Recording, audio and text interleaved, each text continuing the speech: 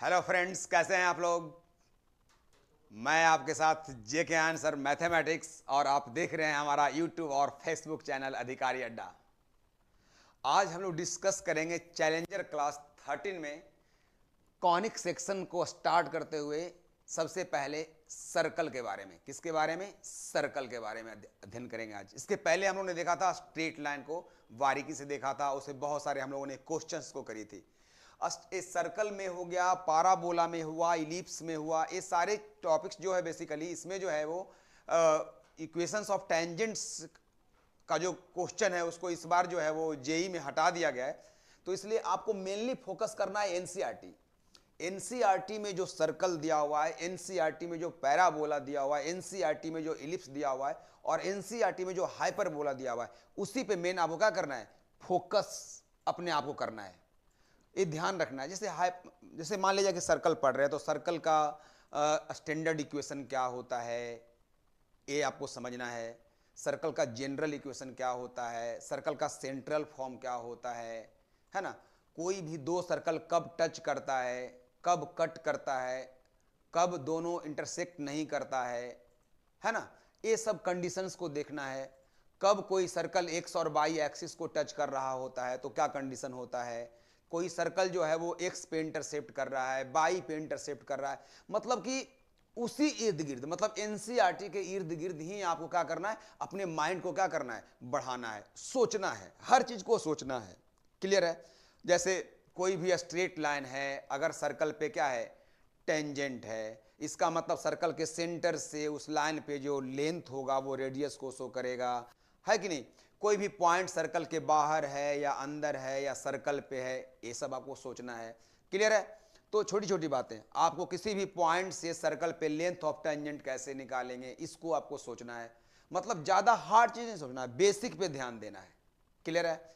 तो आज हम लोग क्या करेंगे, सर्कल में उन छोटी छोटी बातों को आपको आज समझा देंगे और फिर अगले दिन जो है उस पर क्वेश्चंस जो है हम खुद क्रिएट करके लाएंगे और जो भी क्वेश्चन आईआईटी में आ सकता है, जेई 2024 में आ सकता है, वैसे क्वेश्चंस को अगले दिन हम लोग डिस्कस करेंगे। तो सबसे पहले आपको हम बताते हैं कि एनसीईआरटी में जो आपका सर्कल पढ़ना है, जो जेई लेवल तक पढ़ाई करनी है, वो किस तरह से पढ़ाई करनी है, ये इंपॉर्टेंट आपके लिए। तो सबसे पहले हम थ्योरेटिकल सिनॉप्सिस आपको प्रदान करते हैं यहाँ पे, सर्कल को एकदम बिल्कुल स्टार्टिंग से और कहां तक आईआईटी इसको लेकर के जा सकता है वहां तक का क्वेश्चन पहले आपको क्या करते हैं, उसका थ्योरी हम आपको पहले करवाते हैं।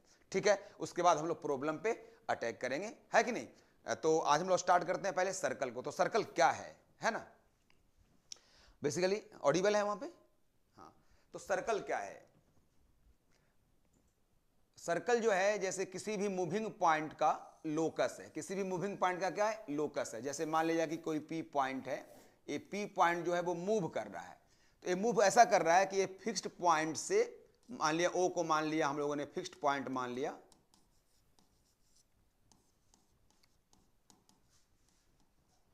तो फिक्स्ड पॉइंट से इस मूविंग पॉइंट का डिस्टेंस हमेशा सेम रहेगा।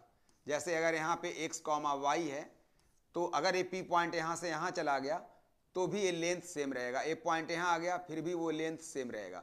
मतलब अगर किसी मूविंग पॉइंट का किसी फिक्स्ड पॉइंट से लेंथ हमेशा सेम रहता है तो इस मूविंग पॉइंट के द्वारा एक लोकस का फॉर्मेशन होता है। क्या होता है? लोकस का फॉर्मेशन होता है, रास्ता का फॉर्मेशन होता है। और उसी रास्ते को हम लोग क्या बोलते हैं? सर्कल बोलते हैं। क्या बोलते हैं? सर्कल बोलते हैं। तो सर्कल क्या है? Locus of the moving point which moves in a plane in such a way that its distances from a fixed point remain same always, then the locus is called क्या? Circle. तो क्या कहते हैं उसको? Circle कहते हैं। Right? तो देखिए आप यहां ध्यान से, अगर ओ पॉइंट को हम लोग मान लें अल्फा कॉमा बीटा, तो यहां पे ओपी जो लेंथ होगा वो कितना मिल जाएगा? आर का इक्वल मिल जाएगा। एंड आर फॉर क्या? रेडियस। तो ओपी कैसे निकालेंगे आप? एक्स माइनस अल्फा का whole square, y minus beta का whole square, and this is equal to r, OP. अब स्क्वायरिंग कर लोगे तो स्क्वायरिंग करने पे क्या मिल जाएगा? एक्स माइनस अल्फा का whole square, y minus beta का whole square, and this is equal to क्या? R square. ठीक है, ये जो आपको मिला इक्वेशन ऑफ सर्कल बोलते हैं, इसे क्या बोलते हैं? इसे बोलते हैं इक्वेशन ऑफ सर्कल, और इसको बोलते हैं हम लोग equation of circumference of circle.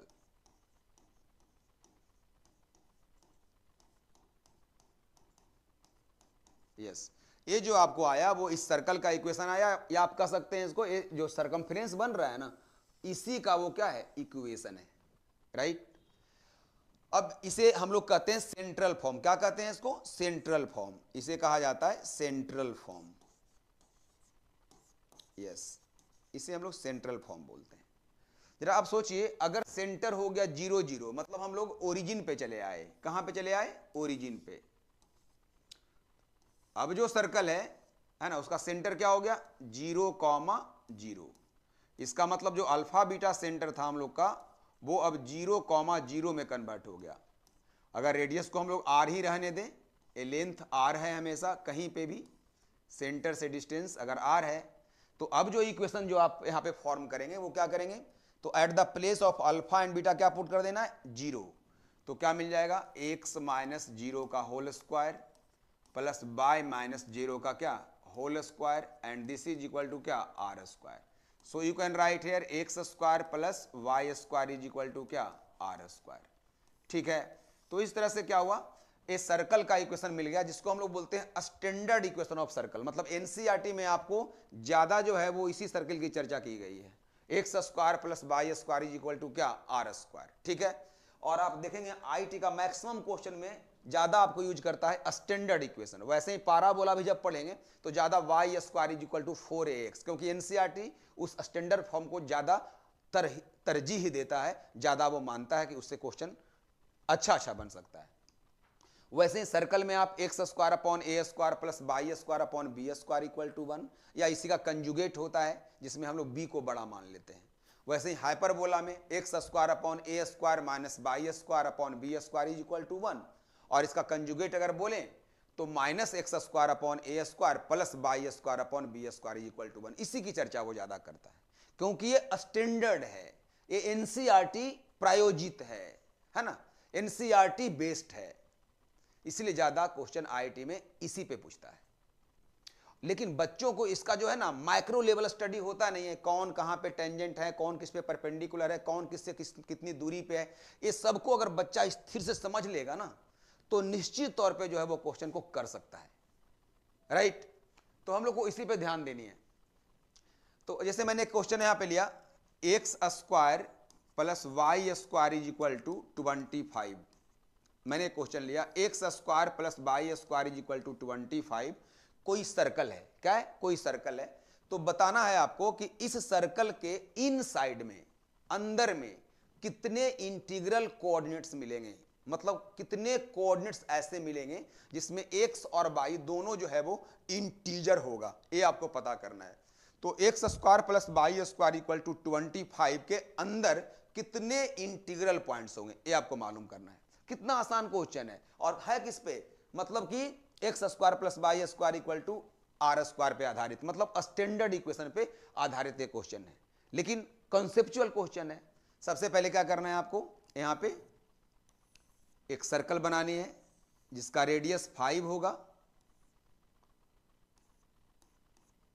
जिसका रेडियस क्या होगा? 5 होगा, और सेंटर क्या होगा जी? 0 0 होगा। ये सर्कल हो गया, इसका रेडियस ये 5 है।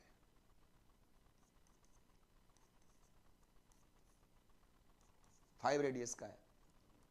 अब इसके अंदर इंटीग्रल पॉइंट्स कितने होंगे ये आपको पता करना है। तो कैसे पता करेंगे जरा सोचिए। जैसे एक तो आप यहां से देखिए, आप ये 0 0 ये ऑलरेडी अंदर में है, इनसाइड द सर्कल है, तो एक पॉइंट तो आपको 0 0 ही मिल जाएगा। अब समझिए, जैसे अगर ओरिजिन से लेंथ 5 है तो एक पॉइंट जो है वो 5 0 होगा। एक पॉइंट क्या होंगे? 0 5। सिमिलरली ये पॉइंट होंगे -5 0, और ये फिर 0 क्या? -5, राइट। अब सर्कल के इन साइड में अगर बात करें तो कौन कौन मिलेगा? 1 2 3 4, उसी के बाद ना 5 मिलेगा। बिल्कुल, इसका मतलब क्या हुआ कि 1 0 2 0 3 0 4 0, 4 मिल गया। वैसे ही इस पे मिलेगा 0,1 0,2 0,3 0,4 4 मिल गया, -1,0 -2,0 -3,0 -4,0 4 और मिल गया, 0, -1 0, -2 0, -3 0, -4। तो 4 4 8 4 12 4 4 8 4 12 और 4 16। तो 16 पॉइंट इसके अलावे और मिल गए, एक ओरिजिन मिल गया, इसके अलावे 16 पॉइंट्स और मिल गए। अब गौर कीजिए, मतलब छोटी छोटी बातों को आपको समझनी है ना, अगर बड़े बड़े क्वेश्चंस को करनी है तो। अब यहां से आप आइए, जैसे कि यहां से अगर आपका आएगा 1 और इधर से 1, तो 1 1, उसके बाद फिर 1 2, फिर 1 3, फिर 1 4, 1 5 तो होगा नहीं क्योंकि ज़्यादा हो जाएगा सर्कल, मतलब x square plus y square में डालने पे मतलब 1 का स्क्वायर और 4 का स्क्वायर करेंगे तो आपको मिल जाएगा, लेकिन 1 का स्क्वायर और 5 का स्क्वायर जो है वो 25 से ज़्यादा हो जाएगा, तो वो सर्कल के बाहर चला जाएगा। ठीक है, तो यहाँ कहने का मतलब हुआ क्या, 1 से अगर शुरू करते हैं, 1 से तो हमें 4 मिलता है इंटीग्रल पॉइंट। वैसे ही 2 से शुरू करते हैं तो 2 1 2 2 2 3 2 4 4 फिर मिल जाएगा, 3 1 3 2 3 3 3 4 नहीं हो पाएंगे। वैसे ही 4 1 होगा, 4 2 होगा, 4 3 नहीं हो पाएगा। तो कितना मिल गया, 4 4 8 3 11 2 13। तो 13 पॉइंट ऐसा मिल रहा है फर्स्ट क्वाड्रेंट में जिसका एक्स और वाई दोनों क्या है, इंटीग्रल है। तो ऐसा कितना मिल जाएगा, 13 चौके 52, माने 52 पॉइंट्स आपको और मिल जाएंगे, जो first quadrant, second quadrant, third quadrant और फोर्थ क्वाड्रेंट में मिलेगा। तो आपको 52 पॉइंट्स और मिल गए। सभी को आप ऐड कर दीजिए तो कितना मिल गया, 6 + 2 बोले तो 8, और यहाँ पे क्या 68 और एक ओरिजिन, मतलब क्या हो गया 69। मतलब 69 इंटीग्रल पॉइंट होंगे x square plus y square equal to 25 जो सर्कल है उसके, है ना, अंदर। ठीक है, तो छोटा सा क्वेश्चन लेकिन कन्विंसिंग था, जिसको आप समझ सकते हैं कैसे वो पूछ रहा है। ठीक है, तो आप यहां से देख पाए कि स्टैंडर्ड इक्वेशन ऑफ सर्कल क्या होता है। ए मिल गया आपको standard equation of circle, standard equation of circle, और ये मिल गया क्या, इक्वेशन ऑफ सर्कल इन क्या, सेंट्रल फॉर्म। राइट, इसके बाद देखिए इसका कैसे एप्लीकेशन हम लोग डिराइव करते हैं। जैसे सेंट्रल फॉर्म क्या आपने देखा, आपने देखा सेंट्रल फॉर्म होता है x माइनस अल्फा का whole square, y minus beta का whole square, and this is equal to r square. ये सेंट्रल फॉर्म होता है। राइट, अब इसी को आप सॉल्व कर लीजिए तो क्या आएगा, x square plus y square minus 2 alpha x minus 2 beta y plus alpha square plus beta square minus r square is equal to क्या, 0। राइट, अब क्या करते हैं यहाँ पे, -2 अल्फा को हम लोग 2g मान लेते हैं, -2 बीटा को हम लोग 2f मान लेते हैं, और alpha square plus beta square minus r square को हम लोग c मान लेते हैं। तो जैसे ही आपने -2 अल्फा को 2g मान लिया, -2 बीटा को 2f मान लिया, और इसको आपने c मान लिया, तो अब कैसा बन गया equation, x square plus y square plus 2gx plus 2fy plus c equal to क्या, 0। ए बन गया सर्कल का इक्वेशन, जिसे हम लोग बोलते हैं जनरल इक्वेशन ऑफ सर्कल। क्या कहा जाता है इसको, जनरल इक्वेशन ऑफ सर्कल कहा जाता है, जनरल इक्वेशन ऑफ सर्कल कहते हैं इसे। राइट, तो आपने देखा कि किस तरह से सेंट्रल फॉर्म मिलता है, किस तरह से स्टैंडर्ड फॉर्म मिलता है, और किस तरह से क्या मिलता है, जनरल फॉर्म मिलता है। अब सवाल यहां पे है कि अगर कोई इक्वेशन जनरल फॉर्म में दिया हुआ है तो उसके थ्रू हम लोग सेंटर और रेडियस कैसे मालूम करेंगे। तो ये निकालना बहुत आसान है। आप क्या करेंगे, सबसे पहले आप देखिए ये आया किससे, ये तो आया आपको सेंट्रल फॉर्म को ही क्या करके सोल्व करने के बाद आया। अब सेंट्रल फॉर्म में क्या होता है, अल्फा और बीटा क्या होता है, सेंटर होता है। गौर कीजिएगा मेरी बात को, सेंटर क्या होता है, अल्फा और बीटा होता है, बेसिक ही इंपॉर्टेंट है। और रेडियस कितना होता है, आर होता है, रेडियस आर होता है। राइट, अब गौर कीजिए यहां पे -2 अल्फा को आपने क्या माना है, 2g माना है। तो इसमें से अगर हम अल्फा निकालना चाहें तो अल्फा क्या निकल जाएगा, -g, और यहां से अगर हम बीटा निकालना चाहें तो बीटा क्या निकल जाएगा, -f। इसका मतलब सेंटर जो अल्फा बीटा था वो क्या है, माइनस जी और क्या है, माइनस एफ। इसका मतलब जनरल फॉर्म में अगर सर्कल दिया हुआ है तो उसका जो सेंटर होता है वो क्या होता है बच्चों, माइनस जी और माइनस एफ होता है। वैसे ही आप बात करो यहां से, रेडियस कौन होता है, आर होता है, ठीक है। तो आप गौर कीजिए मेरी बात को, रेडियस जब आर होता है तो आप यहां से अगर फॉलो करते हैं उस चीज को तो क्या मिलने जा रहा है, आपको मिलने जा रहा है R square is equal to alpha square plus beta square minus क्या, सी। और अल्फा आपने किसे माना है, माइनस जी को, तो यहां क्या आ गया, माइनस जी का होल स्क्वायर। बीटा आपने किसको माना है, माइनस एफ को, तो क्या हो गया, माइनस एफ का होल स्क्वायर माइनस सी। ए मिल गया आर स्क्वायर। तो अब आर का मान निकालेंगे तो क्या मिल जाएगा, under root g square plus f square minus c. इस तरह से क्या हो गया, रेडियस मालूम हो गया, ठीक है। तो जनरल इक्वेशन ऑफ सर्कल में कैसे आप लोग मालूम कर सकते हैं सेंटर को और कैसे मालूम कर सकते हैं रेडियस को, ये आपको मैंने बताया है ना। जनरल इक्वेशन ऑफ सर्कल से अगर आपको सेंटर निकालना हो तो एक उसका शॉर्ट ट्रिक भी होता है, वो आप समझ लीजिए सेंटर के लिए, है ना। शॉर्ट ट्रिक क्या होता है इसका जो शॉर्ट ट्रिक होता है वो क्या होता है, -1/2 इंटू कोफिशियंट ऑफ एक्स और -1/2 इंटू कोफिशियंट ऑफ वाई। ये जो है वो सेंटर निकालने का शॉर्ट ट्रिक होता है जब जनरल इक्वेशन दिया रहे तो। लेकिन आपको एक बात का ध्यान रखना है, कोफिशियंट ऑफ एक्स स्क्वायर और कोफिशियंट ऑफ वाई स्क्वायर हमेशा 1 बना देना है, ठीक है। कोफिशियंट ऑफ एक्स स्क्वायर और कोफिशियंट ऑफ वाई स्क्वायर को 1 बनाने के बाद ही आपको इस फॉर्मूला को इस्तेमाल करना है, क्लियर है। तो ये आपको समझ में आ रहा है। अब इसके बाद क्या है, देखिए धीरे धीरे जो है ना कॉन्सेप्ट जो है ना वो इलेबरेट होता है जब आपका बेसिक ठीक रहता है। तो आप यहां पे देखिए, जैसे ही ये रेडियस मिल गया तो अब यहां रूट के अंदर में दिया हुआ है g square plus f square minus c, यानी इसका चांस है कि ये जीरो भी हो सकता है, ये निगेटिव भी हो सकता है और ये पॉजिटिव भी हो सकता है। अब जब ये निगेटिव होगा तो क्या प्रभाव पड़ेगा, कैसा सर्कल बनेगा, जब ये जीरो होगा तो सर्कल कैसा बनेगा, जब ये पॉजिटिव होगा तो सर्कल कैसा बनेगा। अब यहां से आगे बढ़ते हैं, कहने का मतलब है एनसीईआरटी गागर में सागर है। एनसीईआरटी जो है वो गागर में सागर है, उस गागर को कैसे आप समझेंगे कि ये सागर है, ये बड़ा इंपॉर्टेंट है, इसलिए आपको ये समझना है। तो आप देखिए इसमें स्पेशल केस में बात करते हैं। जैसे यहां पे अगर आपके पास दिया हुआ है आर इक्वल टू दिया हुआ है g square plus f square minus c, तो ऐसा हो सकता है कि g square plus f square minus c आप मालूम करते हो और ये जीरो आ गया। बच्चों जब ये जीरो आ जाएगा तो जाहिर सी बात है कि रेडियस क्या मिल जाएगा, जीरो का रूट मतलब जीरो मिल जाएगा। इसका मतलब क्या होगा, इससे बनेगा पॉइंट सर्कल। क्या बनेगा, पॉइंट सर्कल। मतलब कहने का मतलब क्या हुआ कि केवल उसका जो सेंटर सर्कल का आएगा ना, सेंटर ही वो क्या होगा, सर्कल होगा। सेंटर ही जो क्या होगा वो सर्कल उसका हो जाएगा, उसका रेडियस क्या हो जाएगा, जीरो हो जाएगा। तो जब g square plus f square minus c जो होता है बेसिकली अगर वो जीरो आ जाता है तो पॉइंट सर्कल का फॉर्मेशन होता है। वैसे ही हम लोग बात करेंगे जब g square plus f square minus c negative आ गया, है ना। तो g square plus f square minus c अगर निगेटिव आ गया तो इस केस में आपको सर्कल का फॉर्मेशन नहीं होगा, नो रियल सर्कल। लेकिन इन स्पाइट ऑफ डेट उसका सेंटर मिल सकता है ना, उसका सेंटर मिलेगा, माइनस जी माइनस एफ मिलेगा, लेकिन वो आप सर्कल को आप प्लेन पे ड्रॉ नहीं कर सकते हैं। आई बात समझ में, ये आपको ध्यान रखना है। तो अब no real circle is possible in such case जब g square plus f square minus c क्या होगा, लेस देन जीरो होगा, ठीक है।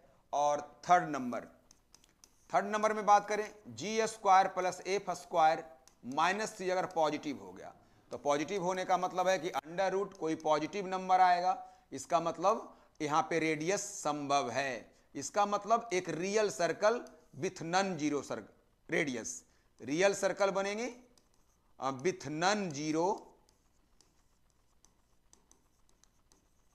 Zero radius, yes. तो यहां पे g square plus f square minus c पे 3 कंडीशन अप्लाई करके 3 तरह का सर्कल आप लोग क्या कर सकते हैं, डिस्कस कर सकते हैं, राइट। अब आगे देखिए आप इसमें क्या क्या बेसिक है। देखिए a x square plus 2h by plus b by square plus 2gx plus 2f by plus c equal to 0, इसे कहा जाता है general equation of second degree. क्या कहते हैं? General equation of second degree कहते हैं। गौर कीजिएगा, x square plus 2hxy plus by square plus 2gx plus 2fy plus c equal to 0 क्या कहा जाता है? General equation of second degree कहा जाता है, राइट। अब इसमें क्या है, जब हम लोग a और b को इक्वल कर देते हैं, जब a और b को क्या कर देते हैं? इक्वल कर देते हैं, और h को 0 कर देते हैं, a और b को इक्वल कर देते हैं और h को 0 कर देते हैं, साथ में डेल्टा, डेल्टा क्या होता है बच्चों? तो a b c plus 2fgh minus AF square minus BG square minus CH square, ये जो है वो नन जीरो है। क्या है? नन जीरो है, मतलब डेल्टा जो है वो क्या है? नन जीरो है, ठीक है। तो अगर ये तीन कंडीशन को अगर कोई सेकेंड डिग्री का जनरल इक्वेशन फॉलो करता है, तब वो सेकेंड डिग्री का इक्वेशन क्या बताता है? सर्कल को बताता है। क्या बताता है? सर्कल को बताता है। और इसीलिए इसका जो आपका जो स्टैंडर्ड फॉर्म है वो आपको बताया गया था, क्या? X square plus y square plus 2gx plus 2fy plus c equal to क्या? 0। क्यों बच्चों? क्योंकि इसमें h नहीं है। h क्यों नहीं है? h बोलते हैं कोफिशिएंट ऑफ x y को। आप देखो कहीं पे भी इसमें x इंटू वाई है? बिल्कुल नहीं है। और मैंने क्या बताया? a इक्वल टू b होना चाहिए। a किसको बोलते हैं? कोफिशिएंट ऑफ x स्क्वायर को, यहाँ पे a 1 है ना। b किसको बोलते हैं? कोफिशिएंट ऑफ y स्क्वायर को, यहाँ भी क्या है? 1 है। दोनों क्या है? सेम है। इसीलिए सेकेंड डिग्री का जनरल इक्वेशन अगर सर्कल को रिप्रेजेंट करेगा, then 3 conditions is vital for you. First is coefficient of x square and coefficient of y square will be always equal, and the second is coefficient of xy बोले तो h will be always 0, and the third condition is delta. It is known as like this: abc plus 2fgh minus af square minus bg square minus ch square becomes not equal to 0। इसको आप determinant के form में भी लिखते हैं। कैसे लिखते हैं? डिटर्मिनेंट के फॉर्म में भी लिखते हैं। कैसे? एक सिमेट्रिक बनता है। क्या बनता है? सिमेट्रिक बनता है। आप आईटी की तैयारी कर रहे हो, इसीलिए थोड़ी सी हमारी जो यहाँ पे जो टंग है जो वो फास्ट चल रहा है। आपसे बातें मैं फास्ट कर रहा हूं, क्यों? क्योंकि हमारे पास समय बहुत कम है और काम बहुत ज्यादा है। अगर आप फाउंडेशन बैच में होते, अगर आप 10th पास करके हमारे बीच में आते, तो हम आराम से इसको पढ़ाते रहते, है ना। और अच्छी अच्छी बातें और भी होती रहती, लेकिन हमें अभी टोटली फोकस करना है उस कॉन्सेप्ट पे जाना है जहां से हमें IIT का क्वेश्चन क्या हो? क्लिक हो पाए। क्योंकि हम लोग पढ़ रहे हैं चैलेंजर क्लास, जिसमें हम लोग जेई की डिस्कशन पे हावी होना चाहते हैं, राइट। तो इसका जो बेसिकली डिटर्मिनेंट फॉर्म होता है वो कैसा होता है, मैं आपको ये बता रहा हूं। ऐसा होता है AHGHBFGFC। इसी को हम लोग ऐसा लिखते हैं जब इसको सॉल्व करते हैं, तो ABC plus 2FGH minus AF square minus BG square minus क्या? CH स्क्वायर, ऐसा लिखा जाता है, राइट। तो दोस्तों आपने देखा कि किस तरह से general equation of second degree आया, किस तरह से सेंट्रल फॉर्म आया, और किस तरह से स्टैंडर्ड इक्वेशन ऑफ सर्कल हमारे बीच में आया, ठीक है। अब एक छोटा सा क्वेश्चन लेते हैं, है कि नहीं, ताकि आपको समझ में आए कि कैसे इसको यूज करना है। कभी कोई बच्चा जो है ना छोटे छोटे क्वेश्चन में भी क्या अपने आप को फंसता हुआ महसूस करता है। जैसे क्वेश्चन दिया हुआ है 2x square plus 2y square minus 3x minus by plus 1 equal to 0, ठीक है। इसका आपको क्या निकालना है? इसका आपको मान लिया जाए कि निकालना है सेंटर क्या होगा, रेडियस क्या होगा। आपको सेंटर निकालना है और रेडियस निकालना है, ठीक है। तो क्या करेंगे? सबसे पहले कोफिशिएंट को क्या बनाना है? 1। 1 कैसे बनेगा बच्चों? इसको आप 2 से डिवाइड कर दोगे तो क्या आएगा? x square plus y square minus 3/2x minus 1/2y plus 1/2 equal to क्या? 0/2 0। अब सेंटर के लिए मैंने क्या फॉर्मूला बताया आपको? Minus 1/2 into coefficient of x, और क्या बताया y के लिए? माइनस 1/2 इंटू कोफिशिएंट ऑफ क्या? y। So the answer is क्या? 3/4, और यहां से क्या मिल गया? 1/4। ये मिल गया हम लोगों को क्या? सेंटर। और क्या मैंने बताया? जब सेंटर मालूम हो गया तो रेडियस मालूम करना बहुत ही आसान है। क्या करना? जो सेंटर का कोऑर्डिनेट आएगा उसी को स्क्वायर कर देना। तो 3/4 का स्क्वायर क्या आ गया? 9/16 प्लस 1/4 का स्क्वायर क्या हो गया 1/16 और माइनस कितना c कितना है बच्चों 1/2 है ना। इसको हम लोग क्या करते हैं सॉल्व कर लेते हैं है ना। सॉल्व करने के बाद क्या आ रहा है देखिए बड़ा इंटरेस्टिंग आ रहा है। यहाँ पे 16 एलसीएम हो गया, a मिल गया 9, a मिल गया 1 और ये 2 8 यहाँ क्या मिल गया 8, इसका क्या हो गया अंडर रूट है ना। 8 में से 9 में से 8 गया क्या बच गया 1, तो मिल गया टोटल 9 + 1 = 10, 10 - 8 2, क्या मिल गया 2, यानी 2/16 का अंडर रूट बोले तो 1/8 का अंडर रूट बोले तो 1 क्या 2√2। ये जो है क्या मिल गया हम लोग को रेडियस मिल गया। तो आपको किसी भी इक्वेशन किसी भी सर्कल का इक्वेशन अगर दिया हुआ जनरल फॉर्म में तो सेंटर और रेडियस कैसे निकालेंगे इस पे हम लोगों ने यहां पे चर्चा किया। ठीक है, क्वेश्चन हार्ड नहीं होगा, क्वेश्चन कंसेप्चुअल होगा है ना। और भी आपको बताते हैं क्वेश्चन कहां कहां से पूछेगा और आप इसको अगर सही ढंग से देख लीजिएगा तो निश्चित तौर पे इस बार जो मतलब कि जो चेंजिंग किया है सिलेबस वगैरह में, इस कारण से मैं बता रहा हूं जितना मैं बताऊंगा उसी से क्वेश्चन आपको निश्चित तौर पे बन जाएगा। इससे थोड़ा सा केयरफुल अगर रहेंगे तो आप समझिए कि एग्जाम में जो है वो ब्यूटीफुल करने वाले हैं, ये आप समझ लीजिए। तो नेक्स्ट क्या है हमारा इक्वेशन ऑफ सर्कल,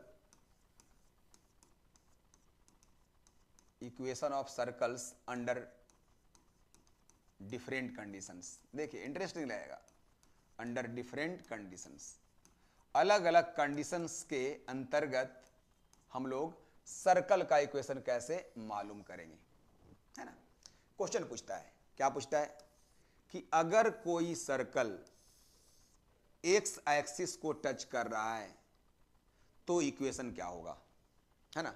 तो अगर कोई सर्कल एक्स एक्सिस को टच कर रहा है मतलब एक्स एक्सिस टेंजेंट हो गया, और टेंजेंट हमेशा जो होता है वो रेडियस पे क्या होता है परपेंडिकुलर होता है, राइट।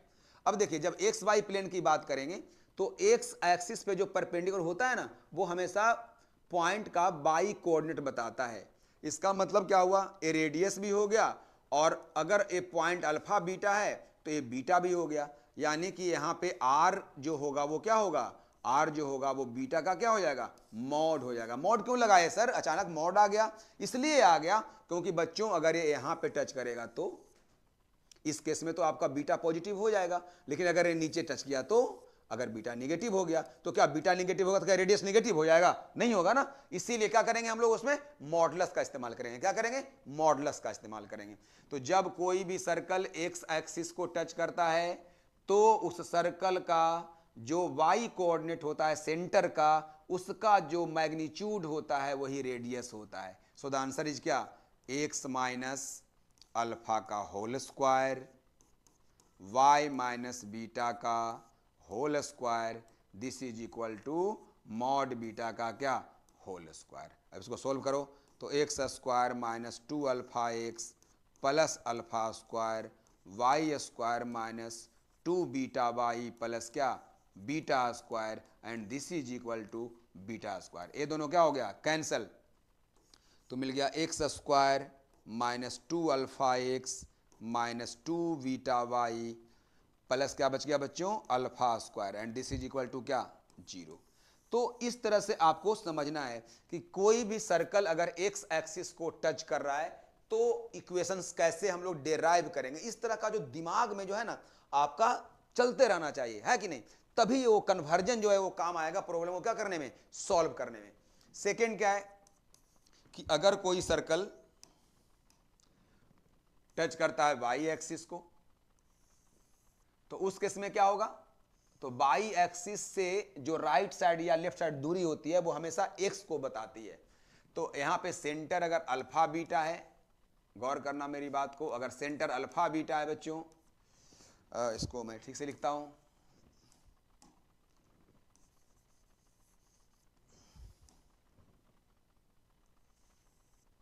हाँ सेंटर यदि अल्फा और बीटा है तो यहां रेडियस जो होगा वो किसके इक्वल होगा, तो रेडियस जो है वो अल्फा का इक्वल होगा, यानी बोले तो क्या होगा अल्फा का मॉडुलस। क्लियर है, क्योंकि एक्स एक्सिस बाई एक्सिस से राइट या लेफ्ट जाने पे एक्स एक्सिस का कोऑर्डिनेट चेंज करता है, वाई चेंज नहीं करता है ना। और अप्स एंड डाउन जाने पे कौन चेंज करता है, वाई चेंज करता है, एक्स चेंज नहीं करता है। राइट। तो अब यहाँ पे अगर इक्वेशन निकालना हो तो क्या लिखेंगे, x माइनस अल्फा का क्या होल स्क्वायर और y माइनस बीटा का क्या whole square and this is equal to alpha का मैग्नीट्यूड का स्क्वायर।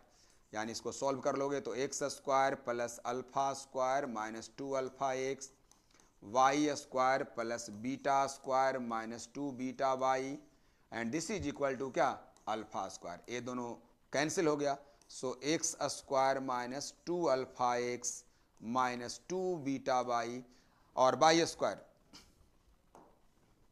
तो x square plus y square minus 2 alpha x minus 2 beta y plus beta square equal to क्या 0, है ना।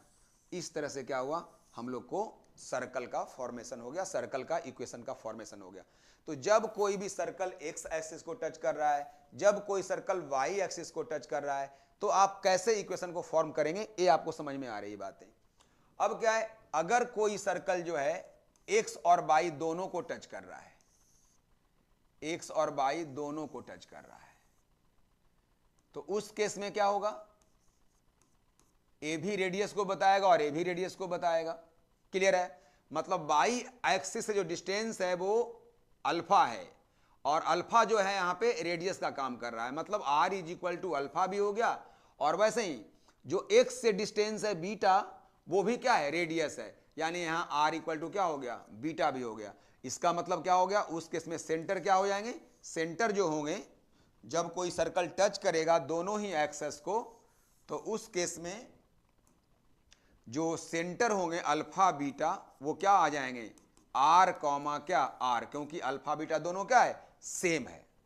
अब ये आपको ध्यान देना है कि सर्कल जो है वो फर्स्ट क्वाड्रेंट में टच कर रहा है एक्सिस को, या सेकेंड में टच कर रहा है, या थर्ड में कर रहा है, या फोर्थ में कर रहा है। उसके अनुसार आप क्या करेंगे, अगर सेकेंड में कर रहा है तो माइनस आर लिखेंगे, अगर थर्ड में कर रहा है तो माइनस आर लिखेंगे, अगर फोर्थ में कर रहा है तो आर कॉमा माइनस आर लिखेंगे according to the sign convention in different coordinates, वैसे लिखना है। लेकिन रेडियस हमेशा लेंथ को शो करता है, रेडियस हमेशा क्या लेना है पॉजिटिव लेना है, क्या लेना है पॉजिटिव लेना है। यानी कि अब यहां से बात करें तो इक्वेशन क्या मिल जाएंगे हम लोग को, इक्वेशन मिल जाएंगे हम लोग को एक्स माइनस आर का होल स्क्वायर और y माइनस आर का whole square and this is equal to क्या आर स्क्वायर।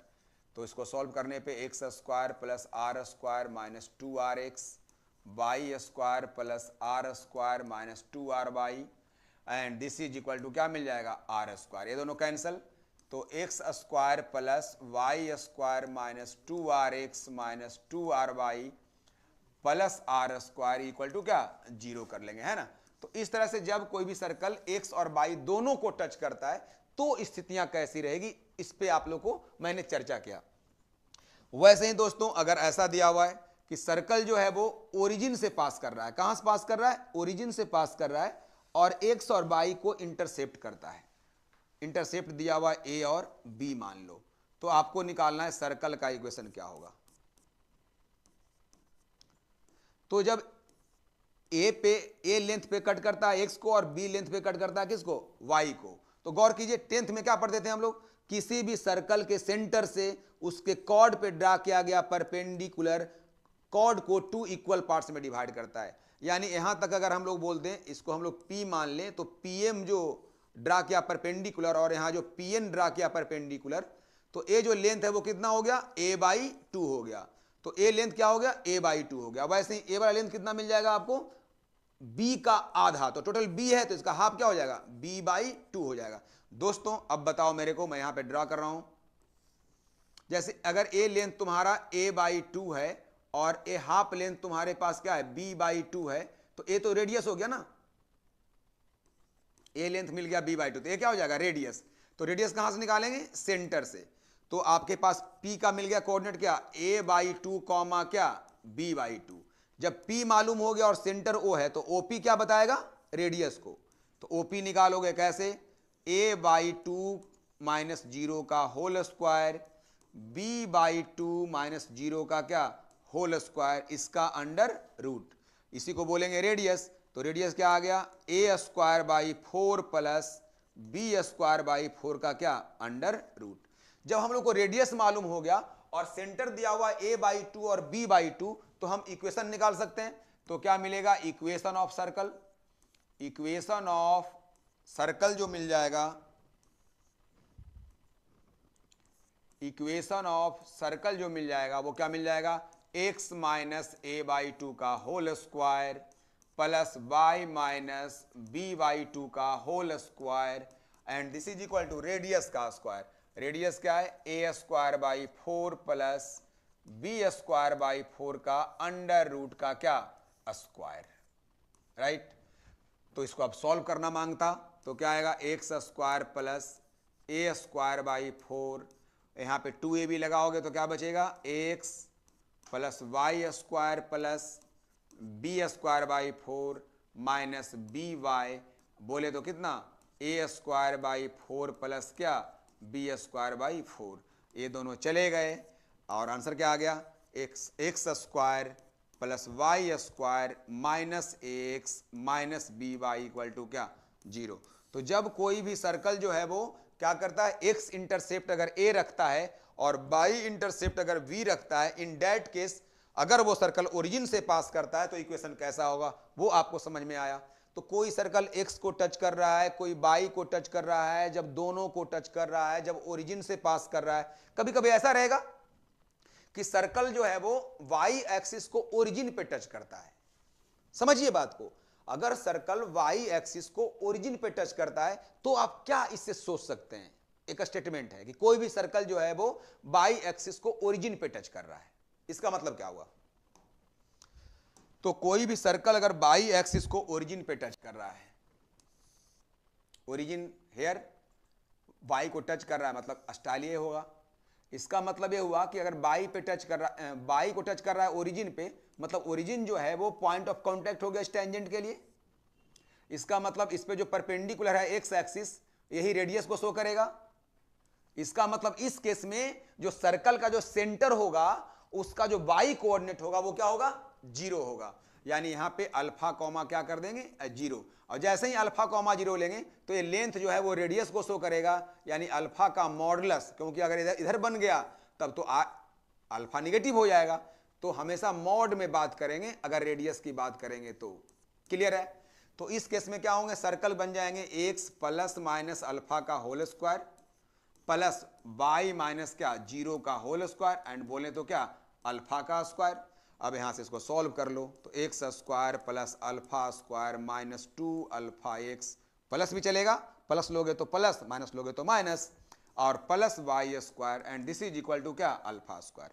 ये दोनों कैंसिल कर लो, so x² plus y² plus minus 2 alpha x is equal to 0। ये वो सर्कल है जो y एक्सिस को ओरिजिन पे टच कर रहा है। कहने का मतलब है अगर तुम तैयारी कर रहे हो जेई लेवल का, आईआईटी का, तुम्हारा सपना है कि मैं इंजीनियर बनूं, एक रैंक लाऊं, तो आपको उस तरह से तैयारी करनी पड़ेगी कि आपका बेसिक जो होना चाहिए वो जिह्वा पे होना चाहिए, वो हर दम आपके करीब होना चाहिए। ये नहीं कि उसको खोजने के लिए निकल गए एग्जामिनेशन के समय, कभी मिलने वाला नहीं है, क्योंकि उस समय एक्स्ट्रा प्रेशर रहता है बच्चों के पास।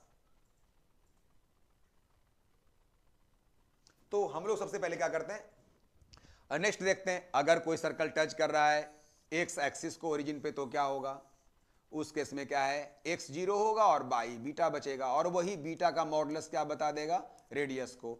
तो बच्चों बोलो क्या होगा, x माइनस 0 का whole square y minus beta का होल स्क्वायर, बोले तो कितना बीटा का मॉड का स्क्वायर।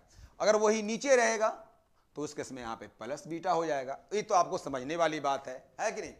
तो मिल जाएगा x² plus y² plus beta square plus minus 2 beta y and this is equal to beta square. ये दोनों चले गए तो मिल गया x² plus y² plus minus 2 beta y is equal to क्या 0। ठीक है। तो जब कोई सर्कल x एक्सिस को ओरिजिन पे टच करता है, y एक्सिस को ओरिजिन पे टच करता है, x एक्सिस को टच करता है, y एक्सिस को टच करता है, दोनों को टच करता है, ओरिजिन से पास करता है और x और y पे इंटरसेप्ट दिया हुआ है, इस सारे सिचुएशंस को मैंने आपको क्या किया बताया ढंग से। इसी को यूज करना है दोस्तों, ठीक है, इसी को यूज करना है। एनसीईआरटी गागर में सागर है, ये याद रखना, गागर में क्या है, सागर है। जितना बार पढ़ोगे उतना चीज उससे निकलेगा। मट्ठा से अगर मक्खन निकालना हो तो मट्ठे को मथना पड़ता है दोस्त, तब जाकर के उससे मक्खन निकलता है।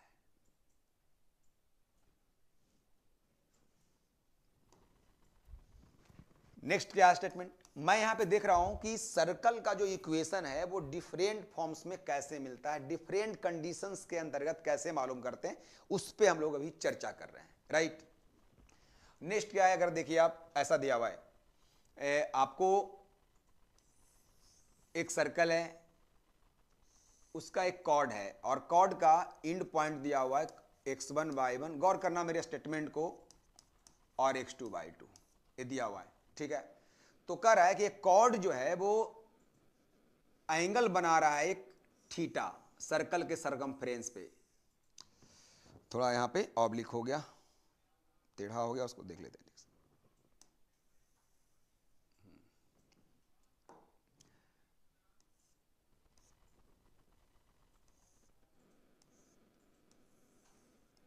ये थीटा एंगल बना रहा है सरकमफ्रेंस पे, ए पॉइंट है और ए बी पॉइंट और ए पी पॉइंट है। अब आपको तो ये 10th में मालूम है ना कि अगर एक ही सेगमेंट के द्वारा सर्कल के सरकमफ्रेंस पे कितना भी एंगल बनाओ, सबका वैल्यू क्या होता है, सेम होता है। तो कह रहा है इस पॉइंट को मूव करने पे जो फॉर्मेशन हुआ सर्कल का, उसका इक्वेशन क्या होगा, उसका क्या होगा, इक्वेशन क्या होगा, ये आपसे पूछ रहा है, ठीक है। तो देखिए, अगर आप तेज तर्रार स्टूडेंट है तो क्या बहुत आसानी से बनाइए, कैसे बनाइएगा, इसको मान लीजिएगा क्या, पी एक्स वाई, क्या मान लीजिएगा, पी एक्स वाई। अब यहां से स्लोप निकाल लीजिएगा पी बी का, तो पी बी का स्लोप क्या होगा, स्लोप ऑफ पी बी अगर आप मालूम करेंगे तो स्लोप ऑफ पी बी मिल जाएगा y minus y two upon x minus क्या x2। वैसे ही हम लोग क्या मालूम कर लेंगे, पी ए का स्लोप, तो पी ए का स्लोप क्या होगा, y minus y one upon x minus x one, और बीच का एंगल कितना दिया हुआ है, थीटा। तो बताओ टेन थीटा इक्वल टू क्या फॉर्मूला होता है, m1 minus m2 by 1 plus m1 into क्या, m2। होता है या नहीं होता है, होता है ना। अब यहां पे देखिए ये थीटा जो है वो एक्यूट है कि ऑब्ट्यूज, ये भी वाली बात आ गई है कि नहीं। तो एक सर्कल ऐसा भी तो बन सकता है महाशय इस कॉर्ड के द्वारा, है कि नहीं, इधर भी बन सकता है, नीचे की तरफ भी बन सकता है, क्लियर है। तो अगर एक कॉर्ड से अगर आपको देखना हो तो ऐसा दो सर्कल पॉसिबल है, एक ऊपर और एक क्या, नीचे, है ना। ये दोनों ही केस में बात कर रहे हैं, तो इसका हम लोग पहले क्या लेते हैं, मॉड ले लेते हैं, क्या ले लेते हैं, मॉड ले लेते हैं। तो बोलो क्या आ जाएगा, tan theta equal to m1, m1 बोले तो किसी एक को m1 मान लो, ए m1 है और ए m2 है, ए m2 है। तो बताओ क्या आ जाएगा, y minus y one upon x minus x one minus y minus y two upon x minus x two upon 1 plus y minus y one upon x minus x one into y minus y two upon x minus x two. इसका क्या हो गया बच्चों, mod हो गया।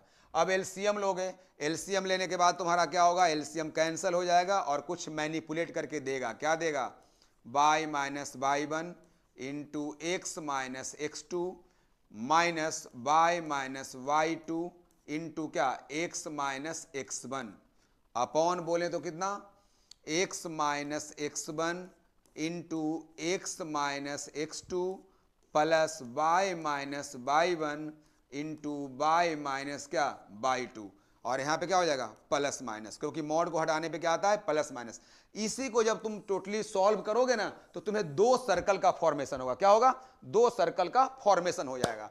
तो आप इस तरह से मालूम कर सकते हो कि किसी भी लाइन सेगमेंट के द्वारा सर्कल के सरकमफ्रेंस पे अगर थीटा एंगल का फॉर्मेशन हो रहा है तो उस केस में उस थीटा एंगल का जो फॉर्मेशन हो रहा है, अगर वो पॉइंट मूव कर रहा है तो उसके द्वारा जो लोकस बनेगा, वो सर्कल जो बनेगा, वो सर्कल का इक्वेशन कैसा होगा, वो तुम आराम से निकाल सकते हो।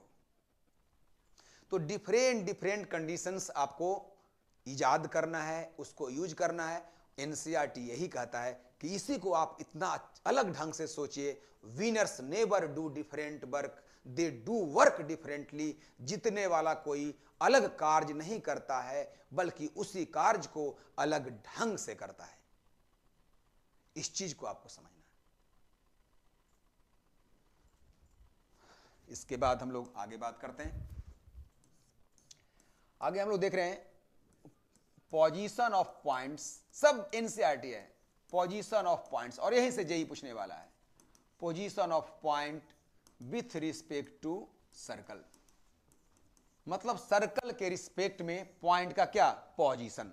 दोस्तों यहां पे ध्यान दो, जैसे कि एक सर्कल है, क्या है, एक सर्कल है, ये पॉइंट P जो है वो आउटसाइड भी हो सकता है, ये पॉइंट x1 y1 आउटसाइड है ना, यहां पे सेंटर है।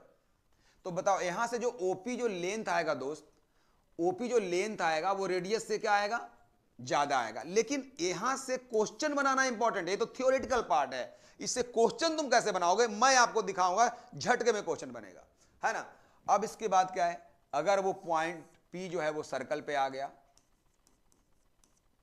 x1 y1, तो उस केस में क्या होगा, जो रेडियस होगा मतलब जो OP होगा वो क्या होगा, R का इक्वल हो जाएगा। और अगर वो P point inside the circle हो गया, तो अगर वो P point inside the circle हो गया, तो उस केस में जो OP आएगा वो रेडियस से क्या हो जाएगा, छोटा हो जाएगा, रेडियस से क्या हो जाएगा, छोटा हो जाएगा। अब मेरे को बताओ, अगर हम लोग सर्कल को लेते हैं जनरल फॉर्म में, क्या लेते हैं, जनरल फॉर्म में, है ना, तो जनरल फॉर्म में अगर सर्कल को लेते हैं तो ये पॉइंट जो होगा वो क्या होगा, -g और -f। रेडियस को क्या बोलते हैं आपको मालूम है, रेडियस होता है g square plus f square minus c का अंडर रूट। गौर करना, तो OP क्या निकल जाएगा बच्चों, OP निकालोगे तो OP निकल जाएगा x1 minus minus plus g का होल स्क्वायर और y1 प्लस f का क्या, होल स्क्वायर, इसका under root greater than r। r का मतलब g square plus f square minus c। Squaring करने के बाद इसको सॉल्व करोगे तो क्या आ जाएगा, x1 square plus y1 square plus 2gx1 plus 2f(y1) plus c greater than क्या, 0। दोस्तों कहना क्या मैं चाह रहा हूं कि देखो सर्कल का जो इक्वेशन है उसको आप s मान लो, x square plus y square plus 2gx plus 2fy plus c को तुम क्या कर लो, s मान लो, ठीक है। यही s इक्वल टू 0 तुम्हारा इक्वेशन ऑफ सर्कल है, तीनों का इक्वेशन वही है, राइट।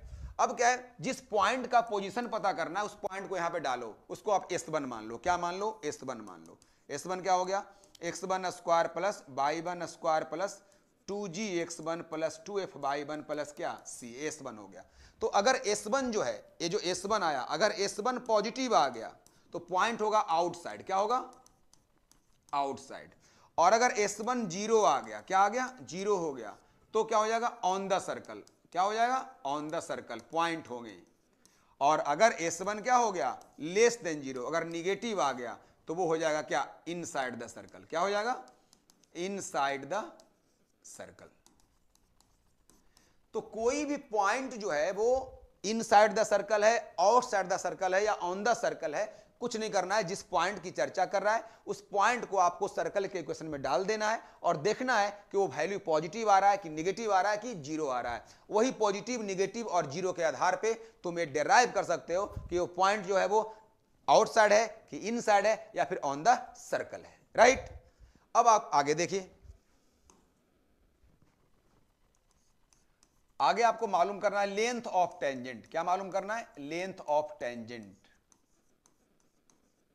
जैसे सर्कल दिया हुआ है ना, यहां पे कोई पॉइंट है P x1 y1, गौर कीजिएगा, है ना, यहां से ड्रा किया गया से परपेंडिकुलर, इसको T मान लेते हैं। तो PT आपको मालूम करना है ना। कैसे मालूम करेंगे, ये सेंटर आप लीजिए -g -f, मैं बता दे रहा हूं। यहां से रेडियस क्या हो गया, g square plus f square minus c का अंडर रूट, हो गया ना। आपको ए ऑलरेडी मालूम हो सकता है, कैसे मालूम हो सकता है, ए भी पॉइंट मालूम है और ए भी पॉइंट मालूम है, तो यहां एंगल कितना बनता है बच्चों, 90। तो बोलो पाइथागोरस बाबा को लाओ, तो वो क्या बताते हैं, वो बताते हैं कि PT का जो स्क्वायर होगा वो CP का स्क्वायर माइनस CT का स्क्वायर होगा, राइट। अब CP का स्क्वायर क्या हो जाएगा, तो x1 माइनस माइनस क्या, प्लस g का होल स्क्वायर और बाई वन प्लस क्या एफ का क्या whole square minus c t का स्क्वायर, तो रूट हट जाएगा बच्चों, तो मिल जाएगा क्या g square plus f square minus c, है कि नहीं। तो यहां से पी टी क्या मिल गया under root x one square plus by one square plus 2gx1 plus 2f/1 plus c, यानी क्या कह सकते हैं इसको अंडर रूट s1, ए जो है मिल गया क्या हम लोग को pt, क्लियर है। तो अंडर रूट s1 मतलब जिस पॉइंट से आपको लेंथ ऑफ टेंजेंट निकालना है उस पॉइंट से आप s1 निकाल लो और उसका जो रूट आएगा वही बताएगा लेंथ ऑफ क्या टेंजेंट को बताएगा, क्या बताएगा लेंथ ऑफ टेंजेंट को बताएगा। तो ये चीजें आपको समझनी थी, है कि नहीं, कि कैसे हम लोग लेंथ ऑफ टेंजेंट निकाल सकते हैं। बेसिक एप्लीकेशन आपके टंग पे होनी चाहिए, है ना। उस समय प्रॉब्लम आएगा तुम लगे रहोगे कि कैसे आया कैसे आया, तो कहां से हो पाएगा, नहीं हो पाएगा यार। कॉन्सेप्चुअली स्ट्रांग रहो और कैलकुलेटिव वे में स्ट्रांग रहो, रिजल्ट तो तुम्हारे हाथ में देने आएगा। नेक्स्ट हम बात करते हैं लेंथ ऑफ इंटरसेप्ट की। लेंथ ऑफ इंटरसेप्ट ये सब थ्योरी हम मैं कहीं देख रहा हूं क्या, नहीं ना। तो आपको भी वैसे ही याद रखना है सब यार, है ना। और याद किया नहीं जाता, याद हो जाता है, डेरिवेशन करो उसको, समझो, है ना। Length of intercepts on axis हमेशा पूछता है क्वेश्चन इस पे बेस्ड, ऑन एक्सिस।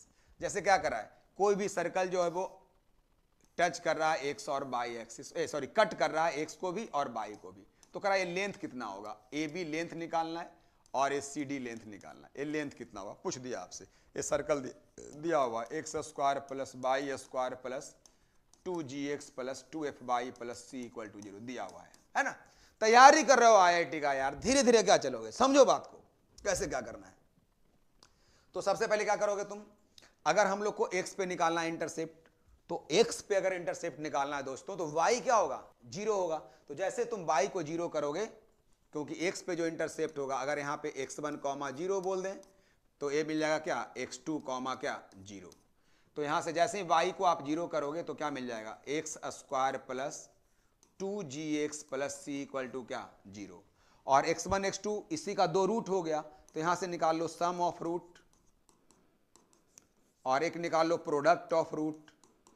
और जब सम और प्रोडक्ट निकल गया दोस्तों तो हम लोग क्या करेंगे, ये लेंथ कौन कहलाएगा, ये लेंथ कहलाएगा x2 माइनस x1 का मॉड, यही कहलाएगा ना। तो x2 माइनस x1 मतलब अल्फा माइनस बीटा या बीटा माइनस अल्फा का मॉड निकाल लो।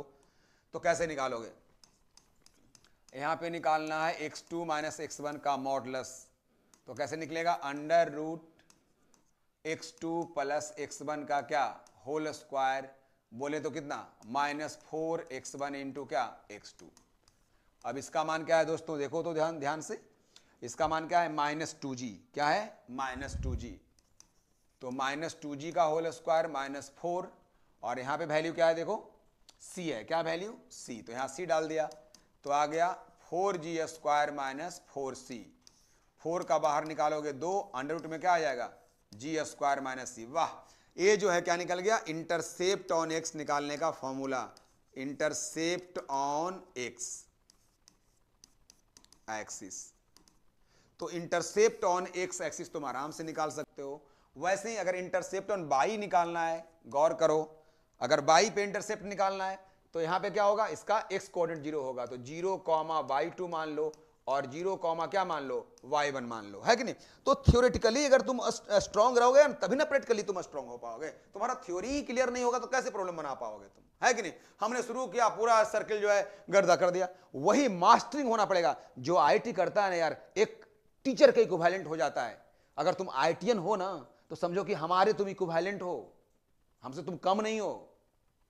जो मास्टरिंग इन मैथ्स होता है, जो मास्टरिंग इन फिजिक्स होता है, मास्टरिंग इन केमिस्ट्री होता है, वही आईटीएन होता है।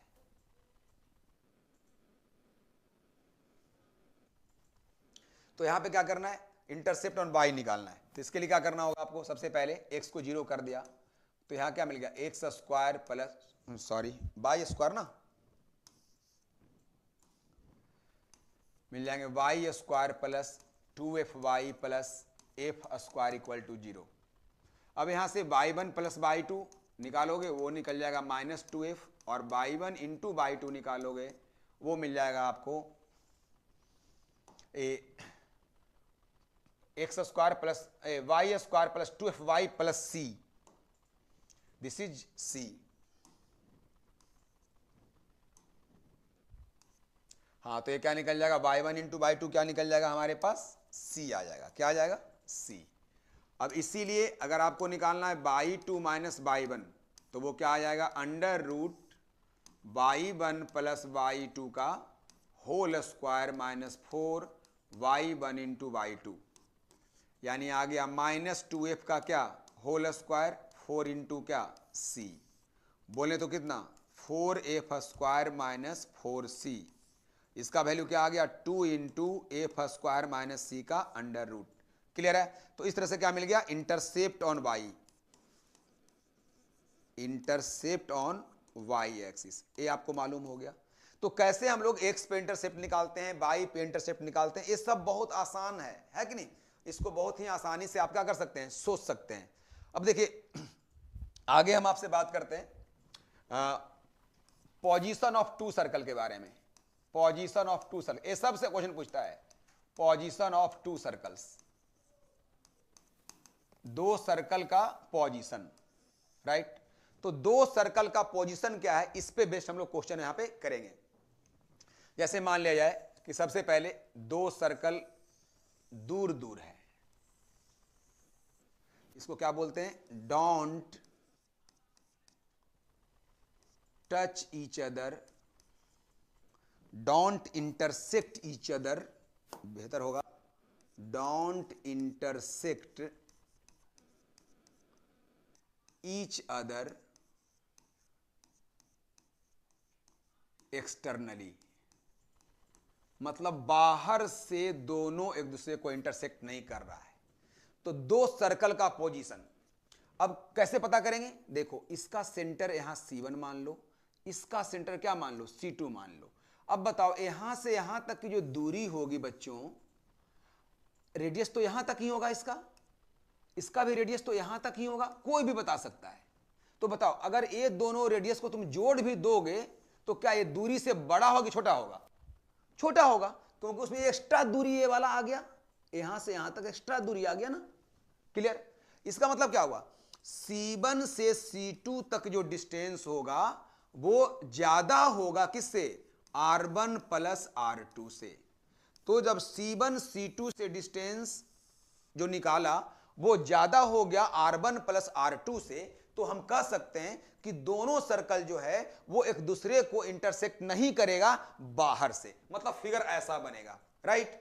अब क्या है, सेकंड बात करते हैं। सेकंड क्या है, अब एक सर्कल दूसरे को टच कर गया, एक सर्कल दूसरे को टच कर गया। क्लियर है। अब जरा देखो, आप यहां से सेंटर C1 है, यहां सेंटर क्या है, C2 है। अब यहां से ड्रॉ करोगे लेंथ, अब बताओ यहां तक R1 आ ही गया और यहां से R2 शुरू हो ही गया। अब जो है रेडियस का सम निकालोगे तो क्या हो जाएगा, C1 C2 के लेंथ से क्या हो जाएगा, इक्वल हो जाएगा। तो हम लोग किसी को बता सकते हैं कि देखिए भैया, अगर दो सेंटर के बीच की दूरी अगर रेडियस के सम के बराबर आ गया तो दोनों सर्कल टच करेगा भैया। क्या करेगा, टच करेगा। लेकिन टच कैसे करेगा, बाहर से। कैसे, बाहर से। यानी किसके आ गया, टच ईच अदर एक्सटर्नली। क्या हो गया, टच ईच अदर एक्सटर्नली, ऐसा हो गया।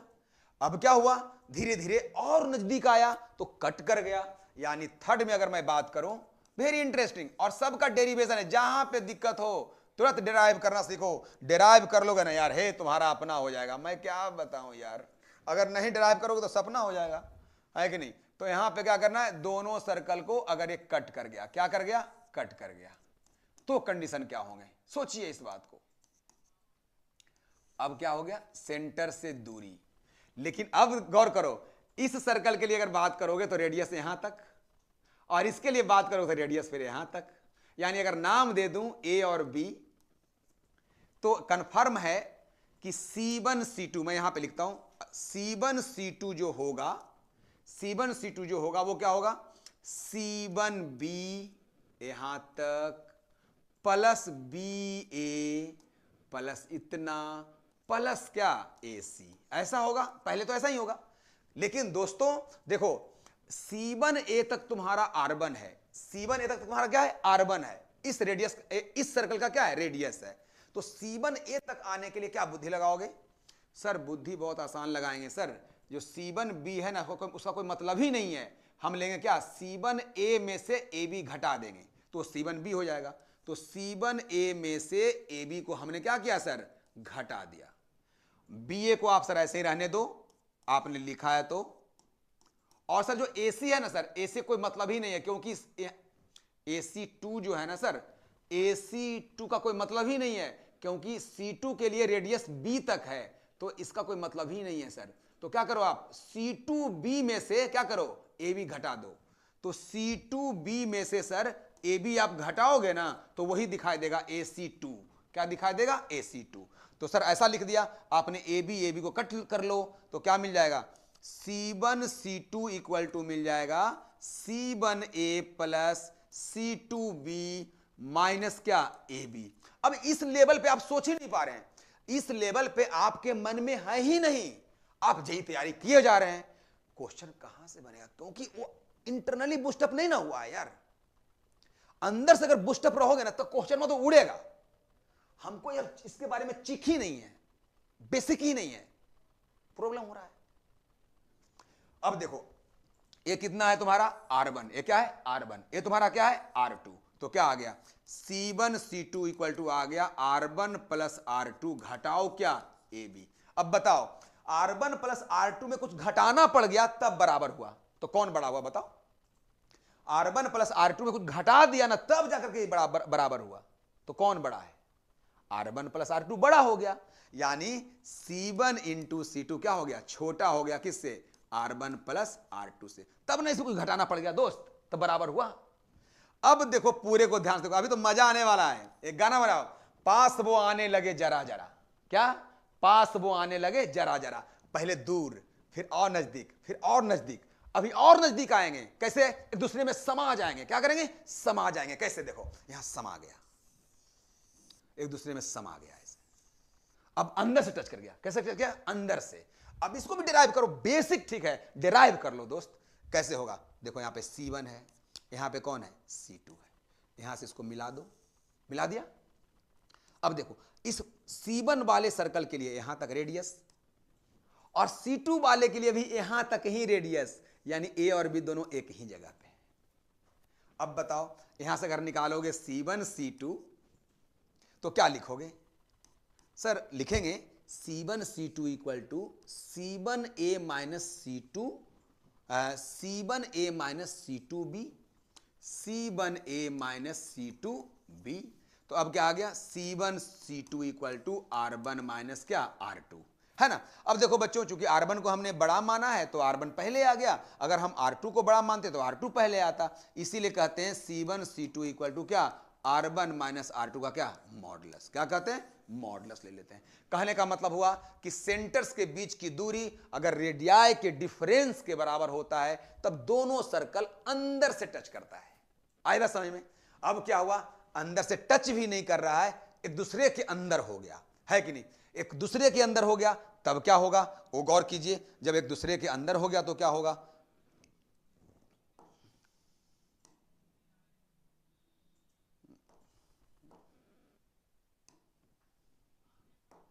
देखिए जैसे एक सर्कल है यहां पे और इसके अंदर ये सर्कल हो गया, गौर करना है, अब टच भी नहीं कर रहा है। अब यहां से अगर C1 की बात करें तो C1 के लिए यहां तक आपका A हो गया, और अगर C2 की बात करें तो C2 के लिए इस पॉइंट तक आपको क्या हो गया, B हो गया। तो अगर हम C1 C2 निकालना चाहें, डेरिवेशन आपके साथ है, अगर आप C1 C2 निकालना चाहते हैं तो क्या मिल जाएगा, C1A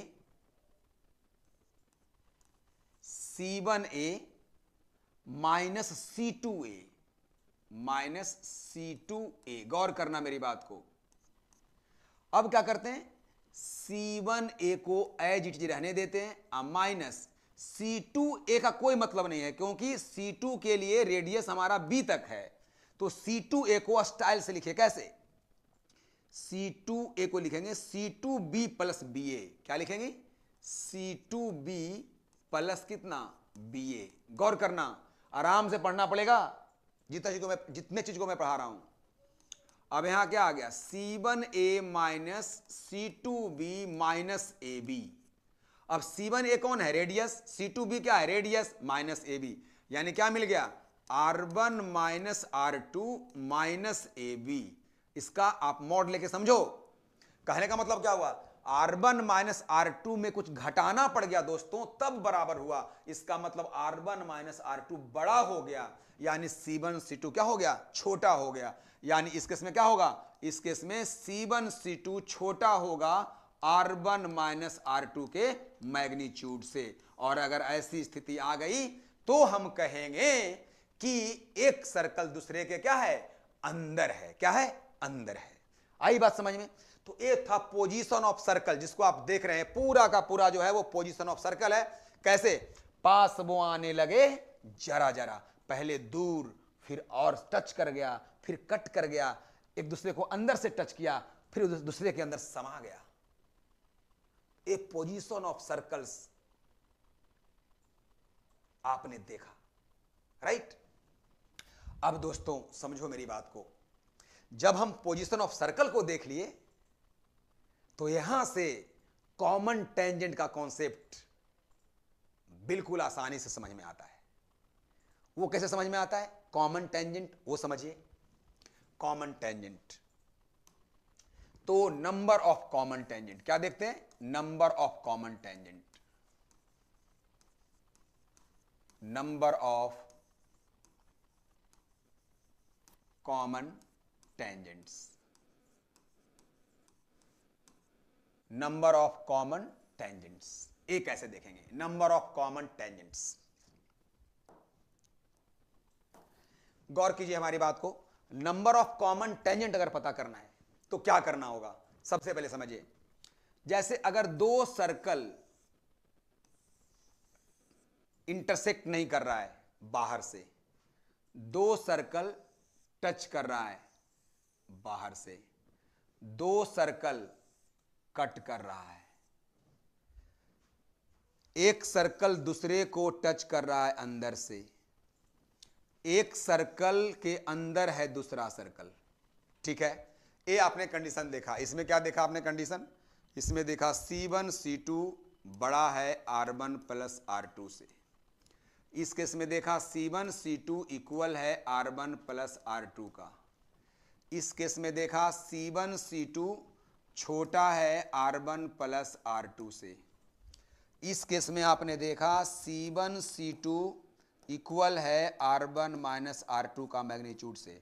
और इस केस में देखा C1 C2 छोटा है R1 माइनस R2 के मॉड से। यही आपने यहां पे देखा है, पूरा का पूरा सिनेरियो जो है वो यहां पे दिख रहा है। क्लियर है। अब गौर करो, जब दो सर्कल इंटरसेक्ट नहीं करता है बाहर से तो इस केस में कितने कॉमन टेंजेंट मिलते हैं, एक टेंजेंट ये हो गया। अब गौर करो, इस टेंजेंट के टच कर रहा है यहां पे, इस टेंजेंट के टेंजेंट जो एक लाइन है, तो इस लाइन के एक तरफ एक सर्कल है तो दूसरे तरफ दूसरा है, दोनों एक तरफ नहीं है। ये जो आप लाइन है, लाइन के आप देखिए नीचे में ये सर्कल है C1 रेडियस सेंटर वाला, और C2 जो है वो लाइन के दूसरे तरफ चला गया है। तो दोस्तों अगर एक लाइन के अलग अलग तरफ रहता हो सर्कल, तो वो लाइन जो टेंजेंट है दोनों सर्कल पे, उसे कहा जाता है ट्रांसवर्स कॉमन टेंजेंट। क्या बोलते हैं, ट्रांसवर्स कॉमन टेंजेंट। जैसे ए भी क्या है, ट्रांसवर्स कॉमन टेंजेंट है अगर इसकी बात करें तो, क्योंकि एक लाइन के इस तरफ है तो इसी लाइन के क्या है, ये दूसरी तरफ है, तो ये ट्रांसवर्स कॉमन टेंजेंट। और इसको देखिए आप, एक लाइन जो यहां भी टेंजेंट है इधर भी टेंजेंट है, तो ये जो टेंजेंट है उसके इस लाइन के दोनों एक ही तरफ है। मतलब अगर ये स्ट्रेट लाइन है तो अगर सर्कल दोनों एक ही तरफ हो गया तो इसको बोला जाता है डायरेक्ट कॉमन टेंजेंट। क्या बोलते हैं, डायरेक्ट कॉमन टेंजेंट बोलते हैं।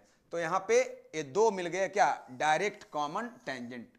तो जब दो सर्कल इंटरसेक्ट नहीं करता है एक्सटर्नली एक दूसरे को, तो नंबर ऑफ कॉमन टेंजेंट 4 होते हैं। उसमें 2 होते हैं डायरेक्ट कॉमन टेंजेंट और 2 होते हैं ट्रांसवर्स कॉमन टेंजेंट।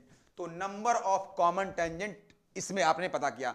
इसमें देखिए तो कितना मिलने जा रहा है, 2 मिल रहा है डायरेक्ट कॉमन टेंजेंट और एक आप ड्रा कर रहे हैं कॉमन टेंजेंट, तो एक हो गया इस तरफ, एक हो गया उस तरफ, तो हो गया ट्रांसवर्स।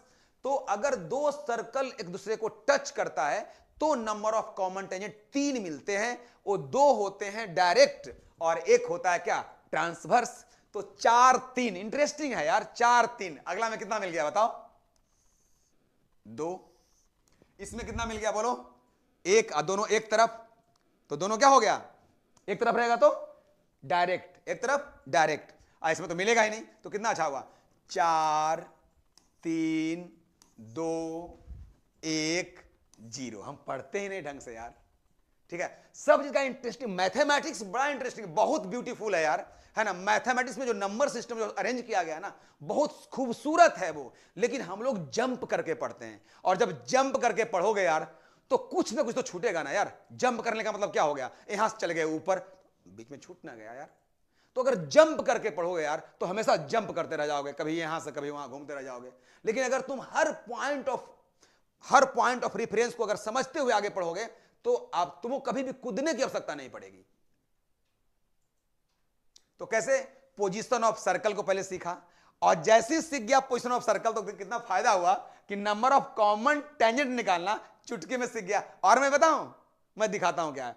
अगर ये सीख गए तो फिर क्या सीख जाते हैं, बहुत आसान है। सब 10th कॉन्सेप्ट, 10th क्लास का कॉन्सेप्ट है। All concepts are going to belong from 10th class. NCERT की ताकत है दोस्तों, इसको समझना पड़ेगा। हम लोग देखे हैं ना जी, तब ना बता रहे हैं। देखिए क्या होता है इसमें। जैसे मैंने आपको बताया, सपोज करो यहां पे मैं बता रहा हूं, पूछता है, क्वेश्चन पूछता है दोस्त, तभी तो हमको याद है ना, इतना बार बनाए हैं यार क्वेश्चन को, हमको मालूम है ना क्वेश्चन पूछता है इससे। तुम यही नहीं जान रहे हो, क्वेश्चन बना रहे हो। मैंने 2 बच्चे को देखा आज से 3-4 दिन पहले, वो क्वेश्चन हमसे जेईई मेन का पूरा पूछ रहा है, लेकिन मैं बुद्धि क्या लगाया कि मैं बच्चा को टेस्ट किया कि बच्चा का तह तक कहां तक है। तो मैंने उस क्वेश्चन में जो चीजें आ रही थी, जो बेसिक, वो मैंने उससे खड़े करके मैंने पूछा। विश्वास करोगे दोस्तों, एक का भी वो जवाब नहीं दे पा रहा था। कह रहा है क्या कि मैं टारगेट का स्टूडेंट हूं सर, मैं जो है GW फलना से पढ़ के आया हूं। अब उसका बेसिक ही नहीं है, लेकिन IIT इतना चिल्लाया है फलना कि लगा हम IIT करिए लेंगे। अब बेसिक बना हुआ है ही नहीं, अब उसको हम कितना बूस्टअप करें दोस्त, जिसका बेसिक ही खराब है। बुक लिए हुए कि हम IIT कर लेंगे, तो PYQ बना रहा है। PYQ में जो चीजें बेसिक आ रही हो, तो तुम्हारे पास होना चाहिए ना दोस्त। खैर, अब वो समय नहीं है जिस पे चर्चा करनी चाहिए। अब हम लोग को फाइनल एनकाउंटर की तरफ जा रहे हैं, इसलिए हम लोग टू दी पॉइंट बात कर रहे हैं आपसे कि हम लोग क्या करें जिससे कि हमको जेईई हो जाए। हमको वैसे बच्चों को पकड़ना है। तो मैं बोल रहा था क्या कि जैसे 2 सर्कल दिया हुआ है, राइट। अब क्या है ना कि इस पे जो डायरेक्ट कॉमन टेंजेंट ड्रॉ किया गया, देखिए IIT कैसे पूछता है, ड्रॉ किया गया। मैं डिस्कशन कर रहा हूं आपसे, और यही मेन चीज होता है IIT बच्चों के लिए।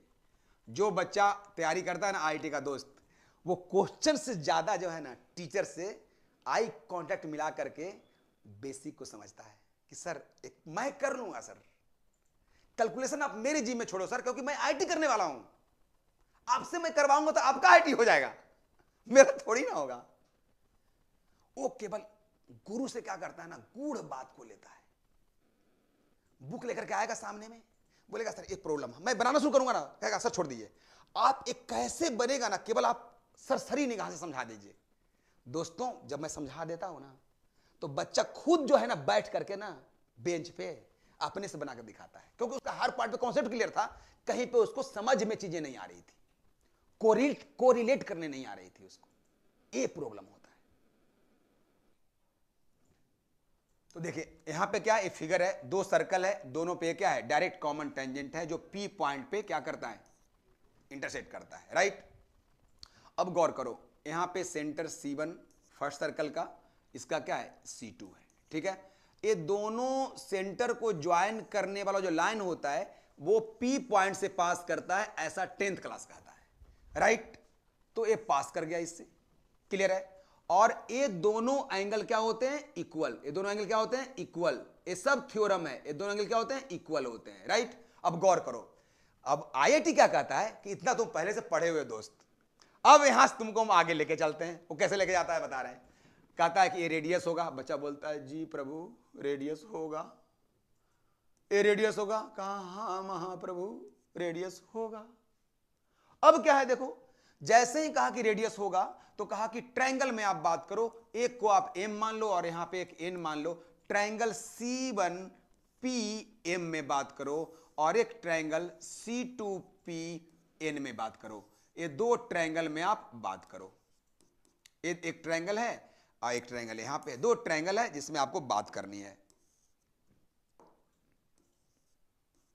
अब बताओ आप मेरे को, ट्रायंगल C1PM में ए एंगल जो है और थीटा वही C2PN में भी है थीटा। क्लियर? इसका मतलब हुआ कि C1PM जो है वो सिमिलर दिखाई देगा ट्रायंगल C2PN का। समरूप। क्या समरूप? सिमिलर मतलब क्या होता है? समरूप। सर्व अंग समान नहीं, कंग्रुएंट नहीं, क्या दिखाई देगा? सिमिलर। तो ये दोनों में एंगल सेम हो गया। ए एंगल 90 बन रहा है इसमें, एन तो यहां भी तो 90 बन रहा है। ठीक है, तो रिमेनिंग एंगल कौन बच गया? रिमेनिंग एंगल जो बन गया यहां C1 पे जो बन रहा है एंगल, और इसके लिए जो C2 पे बन रहा है। तो जब ये दोनों एंगल 90 दोनों में सेम, थीटा दोनों में सेम, तो ये दोनों एंगल भी क्या होगा बबुआ? सेम होगा। अब दो ट्रायंगल हो गया सिमिलर। अब तुम ही लोग बताओ, झूठ नहीं बोलने वाली बात है, दो ट्रायंगल सिमिलर का कंडीशन कहां पढ़ना था? तुम अपने बता दो। 9-10 में पढ़ना था ना? तो 9-10 का कॉन्सेप्ट जो है यूज करता है, और मैं दिखाता हूं, देखते जाओ। प्रॉब्लम यहां पे है दोस्त, ठीक है ना? दर्द जो है वो कहां है? सर में, और दवा दे रहे हैं पेट का, तो कैसे ठीक होगा यार? देखो यहां पे क्या करना है। तो अब क्या है, जब दो ट्रायंगल सिमिलर हो गया तो इस एंगल के लिए देखो बड़ा वाला में तो क्या हो गया? R1, और इसी के लिए देखो छोटा में तो क्या हो गया? R2। तो R1 बाई R2 इक्वल हो गया किसका? R1 बाई R2 इक्वल हो गया C1P, मतलब इस 90 डिग्री के लिए ये पूरा साइड यहां तक C1P अपॉन कितना? इस 90 के लिए कौन हो गया? C2P, है ना? तो जब दो ट्रायंगल्स सिमिलर होते हैं तो इक्वल एंगल का जो कॉरेस्पॉन्डिंग साइड्स का जो रेशियो होता है वो भी क्या होता है? इक्वल होता है। उसको यूज करके हमने ऐसा लिख दिया। बताओ कौन कॉमन पॉइंट है? बोलो कौन कॉमन पॉइंट है? P कॉमन पॉइंट है। अब आ गया सेक्शन फॉर्मूला। क्या आ गया? Section formula. बताओ mx2 plus nx1 by m plus n और m/2 plus n/1 by m plus n, और एक एक्सटर्नली के लिए mx2 minus nx1 by m minus n और m/2 minus n/1 by m minus n। कहां पढ़ते थे? 9-10 में। तो यहां पे बताओ कि ये C1C2 को ये P पॉइंट अंदर से डिवाइड कर रहा है कि बाहर से कर रहा है? देख लो यार, C1C2 तो यहीं तक है ना, लेकिन P बाहर में है। मतलब इस सेगमेंट को क्या कर रहा है? बाहर से डिवाइड कर रहा है। कैसे कर रहा है? बाहर से। मतलब ये जो है वो क्या है? External division. क्या है? एक्सटर्नल डिवीजन है। जब एक्सटर्नल डिवीजन है और P जो है आपको निकालना है, तो P पॉइंट कैसे निकल गया दोस्तों? अब गौर करो थोड़ा सा, फिर आते हैं बैक टू पवेलियन। क्या दिया हुआ था तुम्हारे पास? दो सर्कल दिया हुआ था ना? दो सर्कल देने के बाद क्या पूछ दिया कि ये दोनों सर्कल पे जो कॉमन टेंजेंट्स हैं उस कॉमन टेंजेंट का पॉइंट ऑफ इंटरसेक्शन क्या होगा? कॉन्सेप्ट कौन सा आया दोस्त? 9th का आया, 10th का आया, ये सब कॉन्सेप्ट आया। हम लोग जो है किस्मार खान बनते रहते हैं, अब बेसिक गायब रहता है दोस्त, यही प्रॉब्लम है। अब यहां से P निकाल लो। P क्या निकलेगा? ऊपर का पॉइंट। क्या? ऊपर का पॉइंट। जैसे लेंगे ऐसे C1P by C2P, R1 by क्या है? R2। तो ऊपर का लेंगे रेशियो R1, ऊपर का लिया रेशियो, तो नीचे का अनकॉमन पॉइंट कौन है? जो कॉमन नहीं है वो C2। C2 का क्या है? चलो इस पॉइंट कुछ मान लेते हैं, इसका सेंटर मान लेते हैं x1/1। क्या मान लेते हैं? x1/1। सेंटर को मान लेते हैं x1/1।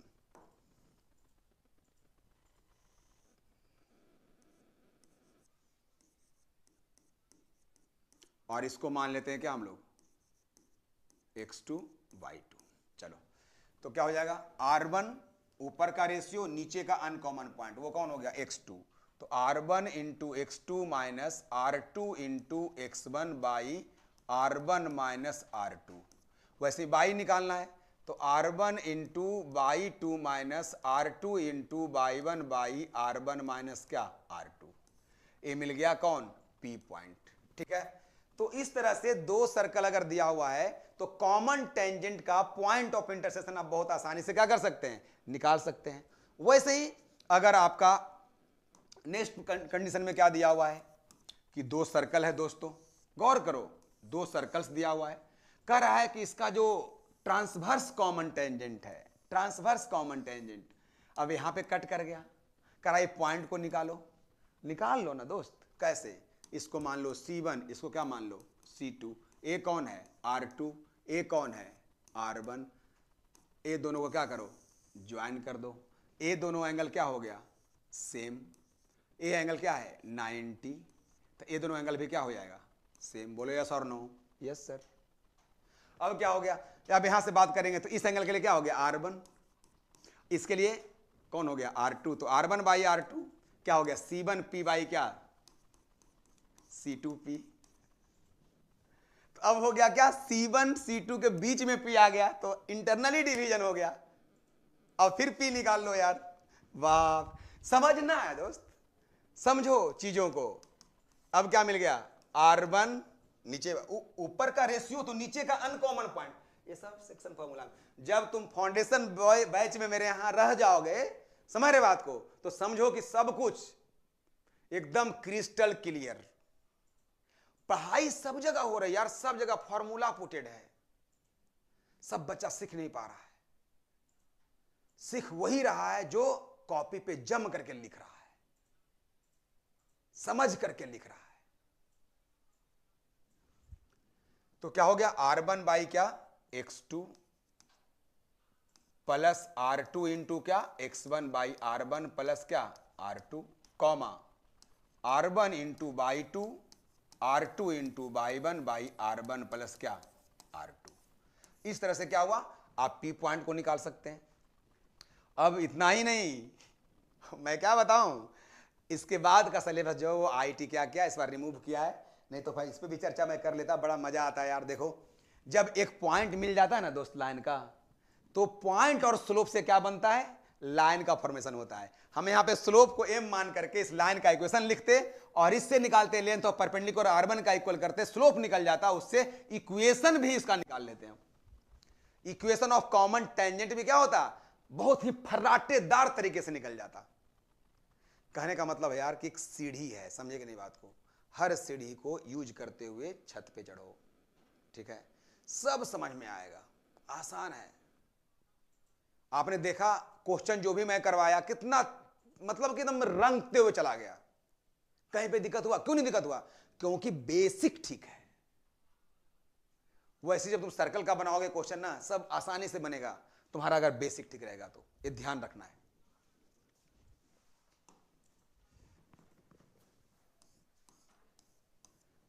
चलो अब मेरे को आप बताओ, सर्कल में कुछ और बातें बताइए।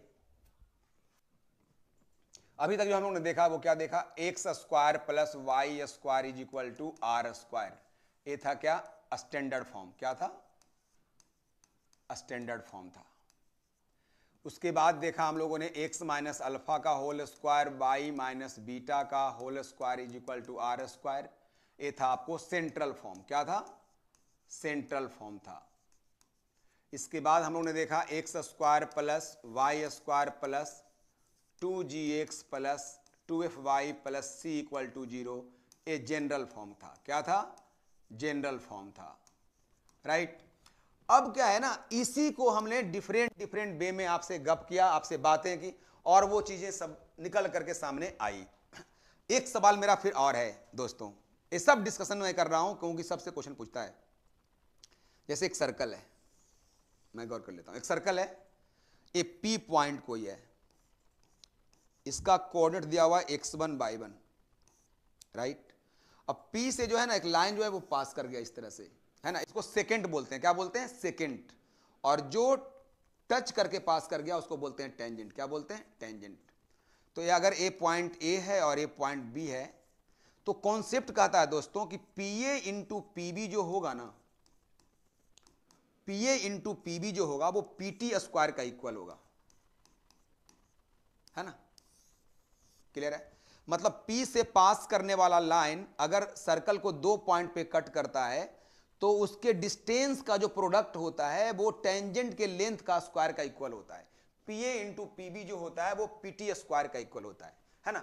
ये आपको समझना है ना, डिराइव करके समझना है कैसे होता है, क्लियर है। अब बोलोगे डेरिवेशन आता है सर, अरे डेरिवेशन नहीं आता है दोस्तों, लेकिन ये डेरिवेशन अगर तुम वो करने के लिए आता है तो छोटी छोटी बातें बहुत कुछ सोचने के लिए आता है, ये इंपॉर्टेंट है, इसलिए करके देखो कैसे होता है ना।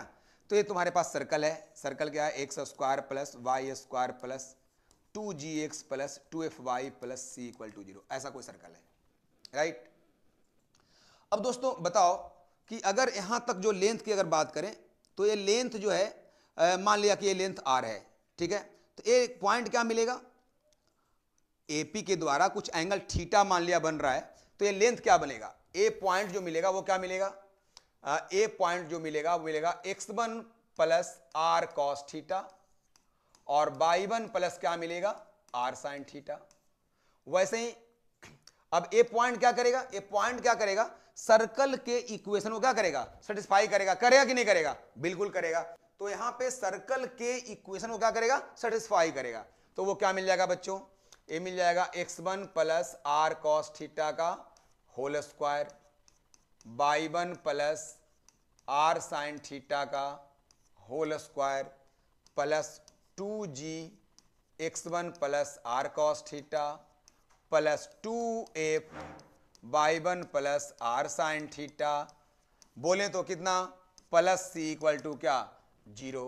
इसको सोल्व कर लो झुन्नू धीरे से, तो क्या मिलेगा, x1 का square plus r square cos square theta plus 2x1 r cos theta plus y1 का square plus r square sine square theta plus 2y1 into r sine theta plus 2gx1 plus 2gr cos theta plus 2fy1 plus 2fr sine theta plus c equal to क्या 0, ऐसा मिल जाएगा। अब क्या करना है, इसको solve करके आप क्वाड्रेटिक इन क्या बनाओ, आर बनाओ, आर के फॉर्म में क्या बनाओ, क्वाड्रेटिक बनाओ, क्योंकि आर के फॉर्म में क्वाड्रेटिक संभव है सर। कैसे संभव है, क्योंकि यहां भी आर स्क्वायर है दोस्तों और यहां भी आर स्क्वायर है दोस्तों, तो क्वाड्रेटिक इन आर संभव है। जैसे दोनों को ऐड करोगे तो cos square plus sine square मिलकर क्या हो जाएगा 1 हो जाएगा, तो बन जाएगा आर स्क्वायर।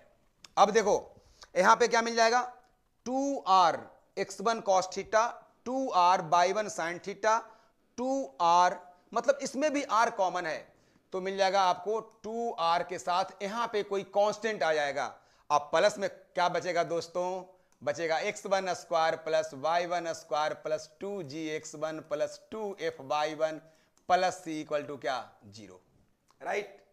और जब ये r के फॉर्म में क्वाड्रेटिक बन गया तो सम ऑफ रूट और प्रोडक्ट ऑफ रूट, जो कि 10th में पढ़ना था, क्वाड्रेटिक इक्वेशन, जहां पे हम लोग अल्फा इंटू बीटा निकालते थे और क्या निकालते थे, अल्फा प्लस बीटा निकालते थे, जहां अल्फा और बीटा जो होता था वो एक्स का ही 2 वैल्यू होता था दोस्त, एक्स का ही 2 वैल्यू होता था। वैसे ही एक क्वाड्रेटिक इन अगर आर है तो आर का ही 2 वैल्यू है, कौन कौन, R1 और R2। सो R1 R2 क्या है सर, एक लेंथ PA और एक लेंथ PB। आपको निकालना क्या है, PA गुना PB, PA गुना PB मतलब क्या हो गया, अल्फा गुना बीटा, यानी क्या R1 इंटू R2, और अल्फा इंटू बीटा तो हम लोग पढ़ते हैं CYA, बोलो यस और नो, यस। तो CYA यानी C क्या हो गया, यहां पे कांस्टेंट, A कितना है 1, यानी कि PA इंटू PB जो हमको मिला वो क्या मिला दोस्तों, PA इंटू PB जो मिला वो मिल गया x1 square plus y1 square plus 2gx1 plus 2fy1 plus क्या c, and it is nothing but क्या s1 का s1। ये क्या होता है दोस्तों, s1 होता है। ये क्या होता है, s1। आपको याद होगा मैंने कहा था कि S1 मानते हैं कब, जब सर्कल के इक्वेशन में x1 y1 पुट करते हैं तो, और S1 इज नथिंग बट क्या, S1 का अंडर रूट का स्क्वायर कर सकते हैं, और S1 का अंडर रूट क्या बताया था मैंने, PT का स्क्वायर, तो PT का स्क्वायर आ गया, वही आ गया क्या, PA into PB equal to क्या, PT का स्क्वायर, राइट। तो कहने का मतलब है कि S1 क्या है, अंडर रूट S1 क्या है, सेकेंड क्या है, टेंजेंट क्या है, एक पॉइंट का सर्कल के रिस्पेक्ट में पोजीशन कैसा है, दो सर्कल का पोजीशन कैसा है, नंबर ऑफ कॉमन टेंजेंट कैसे निकालेंगे, क्वेश्चन में था भरा हुआ है, तुम गर्दा कर दोगे अगर खाली सेंटर की दूरी, रेडियस का सम, रेडियस का डिफरेंस निकालने आ जाएगा तो। समझने की आवश्यकता है, ये पूरे वीडियो को आप क्या करेंगे, सरसरी निगाह से आप देखेंगे। उम्मीद करते हैं कि आपका ये जो कॉन्सेप्ट है वो बहुत ही लाभप्रद होगा। एक चीज और मैं बताता हूं दोस्तों, और ये भी ड्रामेटिक चेंज लाएगा तुम में, और क्वेश्चन यहां से भी पूछता है, और वो क्या है, angle between two circles derive करते हैं। हम बता रहे हैं ना यार, कुछ भी सोच करके नहीं आए, सर्कल मैंने स्टार्ट किया, मुझे मालूम इतना ही है कि एक मूविंग पॉइंट होता है जिसका फिक्स्ड पॉइंट से डिस्टेंस अगर हमेशा सेम रहेगा तो वो हमेशा एक सर्कल बनाएगा। वहां से सोच करके हम यहां तक लिख दिए हैं। मैं आगे फिर लिख रहा हूं, एंगल बिटवीन टू सर्कल्स, और उस पर मैं सोचता हूं कैसे क्या होता है, जस्ट डिस्कस करता हूं यार, ठीक है। ऑन एयर सारा कुछ हो रहा है, लेकिन मैं अपने जो भी चीजें मेरे पास है मैं तुम्हारे पास रखने का अथक प्रयास कर रहा हूं। ट्रांसपेरेंट में पढ़ो, न सर झुका के जियो, न सर छुपा के जियो, नजर से नजर मिला के जियो, जिंदगी एक रात कम जियो तो कम ही सही, हमारी ख्वाहिश है मसाल जला के जियो।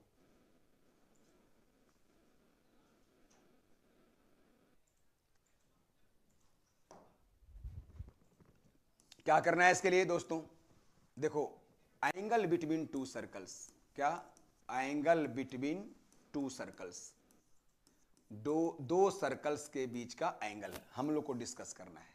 देखिए गौर कीजिए, जैसे एक सर्कल यहां पे बनाया मैंने, सोच लिया एक सर्कल मैंने ऐसे बना लिया, तो आपको दो सर्कल के बीच का एंगल निकालना है। जब पहली बार मैं पढ़ रहा था कि सर्कल के बीच का एंगल निकालो तो मैं आश्चर्य में पड़ गया कि एंगल तो लाइन से बनता है, कर्व से थोड़ी ना एंगल बनता है, एंगल तो लाइन को कट करने से बनता है। तो हमारे गुरुदेव ने बताया कि देखो, एंगल बिटवीन टू कर्व का मतलब होता है angle between their tangents at their point of intersection. मतलब क्या है कि अगर आपको यहां पे एंगल निकालना है ना, तो इस कर्व के रिस्पेक्ट में तुम एक टेंजेंट निकालो पहले, गौर करो, और इस कर्व के रिस्पेक्ट में भी इसी इंटरसेक्शन पॉइंट पे क्या निकालो, एक टेंजेंट निकालो, निकाला, इसके बीच का जो एंगल होगा ना दोस्त, वही होगा दोनों कर्व के बीच का। यहां कर्व में सर्कल है, कर्व मैं इसलिए बोल रहा हूं कि वो पाराबोला में यही करेंगे हम, हमारा बहुत क्लियर कॉन्सेप्ट है यार, हम कर्व ही का एंगल निकालना सीख लिए हैं। तो पाराबोला हो चाहे सर्कल हो चाहे एलिप्स हो चाहे हाइपरबोला, सब मेरे गियर में रहता है। तुम सबको अलग अलग पढ़ते हो, पढ़ता है बच्चा फिजिक्स पढ़ रहा है, इलेक्ट्रिक फ्लक्स अलग पढ़ेगा, मैग्नेटिक फ्लक्स अलग पढ़ेगा, इलेक्ट्रो अलग पढ़ेगा, पढ़ते रह जाओगे कभी कुछ नहीं होगा। जहां भी फ्लक्स आ रहा है देखना ध्यान से, e dot d a, magnetic आ गया तो बी डॉट डी ए, अरे यार उसको ना समझो यार, तुम लोग अलग अलग कॉपी भरल है, बच्चा का रिजल्ट होगा कोई नहीं होगा। स्मार्ट तरीका से पढ़ाई करो यार, स्मार्ट तरीका से पढ़ाई करो अगर कुछ करना है तो। खैर मैं इस बात पे आता हूं, तो यहां पे एक सर्कल, इसका सेंटर आप C1 मान लो, दूसरे का क्या मान लो, C2 मान लो, राइट। अब गौर करना मेरी बात को, ये जो टेंजेंट है दोस्त, इस पे जो ड्रॉ करोगे तुम इसी पॉइंट से, ये रेडियस होगा, एकदम होगा, हमको भी नहीं आएगा तो कंफर्म, लेकिन हम कंफर्म बता रहे हैं कि बेसिक अगर ठीक होगा तो सब कुछ आएगा, ठीक है। अब देखो यहां से एक ड्रॉ करो इस टेंजेंट पे, इसी पॉइंट से, क्या, तो ये क्या कहलाएगा, रेडियस कहलाएगा, क्योंकि आपको मालूम है कि टेंजेंट पे ड्रॉ किया गया लाइन परपेंडिकुलर हमेशा रेडियस को शो करता है। क्या शो करता है, रेडियस को शो करता है। टेंजेंट पे ड्रॉ किया गया परपेंडिकुलर लाइन जो पॉइंट ऑफ कॉन्टैक्ट से पास करता है वो हमेशा रेडियस को शो करता है। मैं क्लियर कर देता हूं, ठीक है। तो देखो अब मेरे को बताओ, ए वाली एंगल, ये दो टेंजेंट के बीच का एंगल है, ए वाली एंगल और ए वाली एंगल दोनों अलग की सेम, तो सर सेम कैसे, क्योंकि ये नीचे एंगल है ऊपर एंगल, तो दोनों एंगल सेम, ठीक है। ये तो समझ में आ रही है। अब मेरे को आप बताओ यार कि ये दोनों अगर समझ में आ रहा है, ए एंगल भी क्या होगा, थीटा होगा। ए एंगल कितना झुन्नू, ये कितना एंगल है, तो 90 सर। क्यों, क्योंकि टेंजेंट पे क्या है सर, रेडियस परपेंडिकुलर होता है सर, तो 90। तो बाबू ए वाला कितना होगा, कहा सर ए भी सर 90। अरे वाह, तो वो भी 90, वेरी गुड। तो वो भी 90, वो भी 90। ए एंगल कितना बचेगा झुन्नू, ए एंगल कितना होगा बताओ, ए एंगल कितना होगा बोलिए। तो ए होगा रेडियस के बीच का, मतलब कि C1 और C2 के बीच का एंगल, यही वाला होगा। कहने का मतलब क्या हुआ, इस एंगल को अगर हम मान लें फाई, क्या मान लें, फाई मेरे भाई, तो क्या होगा, फाई प्लस 90 प्लस थीटा मिलकर के 360। क्योंकि अगर इधर वाला एंगल भी मालूम हो गया, ये भी मालूम हो गया, ये भी मालूम, तो जोड़ने पे कितना 360। तो अब यहां से क्या निकाल लेंगे बच्चों, यहां से निकल जाएगा 180, ये चला गया उस तरफ, तो मिल गया फाई इक्वल टू कितना 180 डिग्री माइनस क्या थीटा। बोलो यस और नो, यस सर। अब यहां से क्या करो, कॉस लगा दो, क्या लगा दो, कॉस। तो क्या हो गया, cos 180 degree minus theta, and this is equal to क्या, कॉस फाई। और कॉस फाई में क्या है दोस्तों, एक अगल का स्क्वायर प्लस बगल का स्क्वायर माइनस सामने का स्क्वायर बटा 2 गुना अगल बगल। तो यहां से निकल गया cos 180 degree minus theta is equal to R1 का स्क्वायर प्लस R2 का स्क्वायर माइनस C1 C2 के बीच का दूरी का स्क्वायर बटा 2 गुना क्या R1 इंटू R2। अब बताओ यहां से क्या मिल जाएगा हम लोग को, minus cos theta equal to R1 का स्क्वायर प्लस R2 का स्क्वायर माइनस C1 C2 के बीच का लेंथ का स्क्वायर बाई 2R1 इंटू क्या R2। अब बताओ आप में से कौन बताएगा R1 कितना होता है, तो R1 होता है अंडर रूट G1 स्क्वायर बोल दो, क्योंकि ये फर्स्ट सर्कल है, माइनस C1। R2 कितना हो गया, G2 square plus F2 square minus क्या C2। तो अब यहाँ पे R1 का स्क्वायर प्लस R2 का स्क्वायर करोगे तो यहाँ से क्या होगा, रूट हट जाएगा, बच जाएगा G1 का स्क्वायर प्लस F1 का square minus C1 plus G2 का स्क्वायर प्लस F2 का स्क्वायर माइनस क्या C2। अब यहाँ पे इसको धीरे से डालो, उसके बाद C1 C2 के बीच का दूरी क्या होगा, यहाँ पे है आपका माइनस G1 माइनस F1, यहाँ पे क्या है माइनस G2 माइनस क्या F2। तो यहाँ से दूरी निकालोगे C1 C2 का, वो क्या निकल जाएगा, under root x2 minus x1 का होल स्क्वायर। दोस्तों सब आसान है, तुम बेकार में परेशान है, सब आसान है। यहां से क्या मिल जाएगा, G2 square plus G1 square minus 2G1 G2। अब बोलोगे इतना क्यों डिराइव कर रहे हैं सर, हम इसके माध्यम से फिर अगला पड़ाव तय कर लेंगे। इतना सिस्टमेटिक अध्ययन है ना यार कि हम क्या बताएं, हम इसके माध्यम से अगला पड़ाव तय करने वाले हैं, ये सोच करके हम इसको डिराइव करने हैं, वरना यहीं पे छोड़ देते और तुमको समझा देते कि अगर थीटा निकालना हो तो रेडियस का स्क्वायर का सम कर लेना और सेंटर के बीच की दूरी निकाल करके आंसर ले आना। लेकिन मेरा मकसद केवल यहां तक नहीं था, लेकिन ये बेस जब दे ही दिया हूं तो आगे बढ़ने में क्या दिक्कत है, आगे बढ़ जाएंगे। तो यहां से क्या मिल जाएगा, G2 square plus G1 square minus 2G1 G2 और फिर क्या F2 स्क्वायर,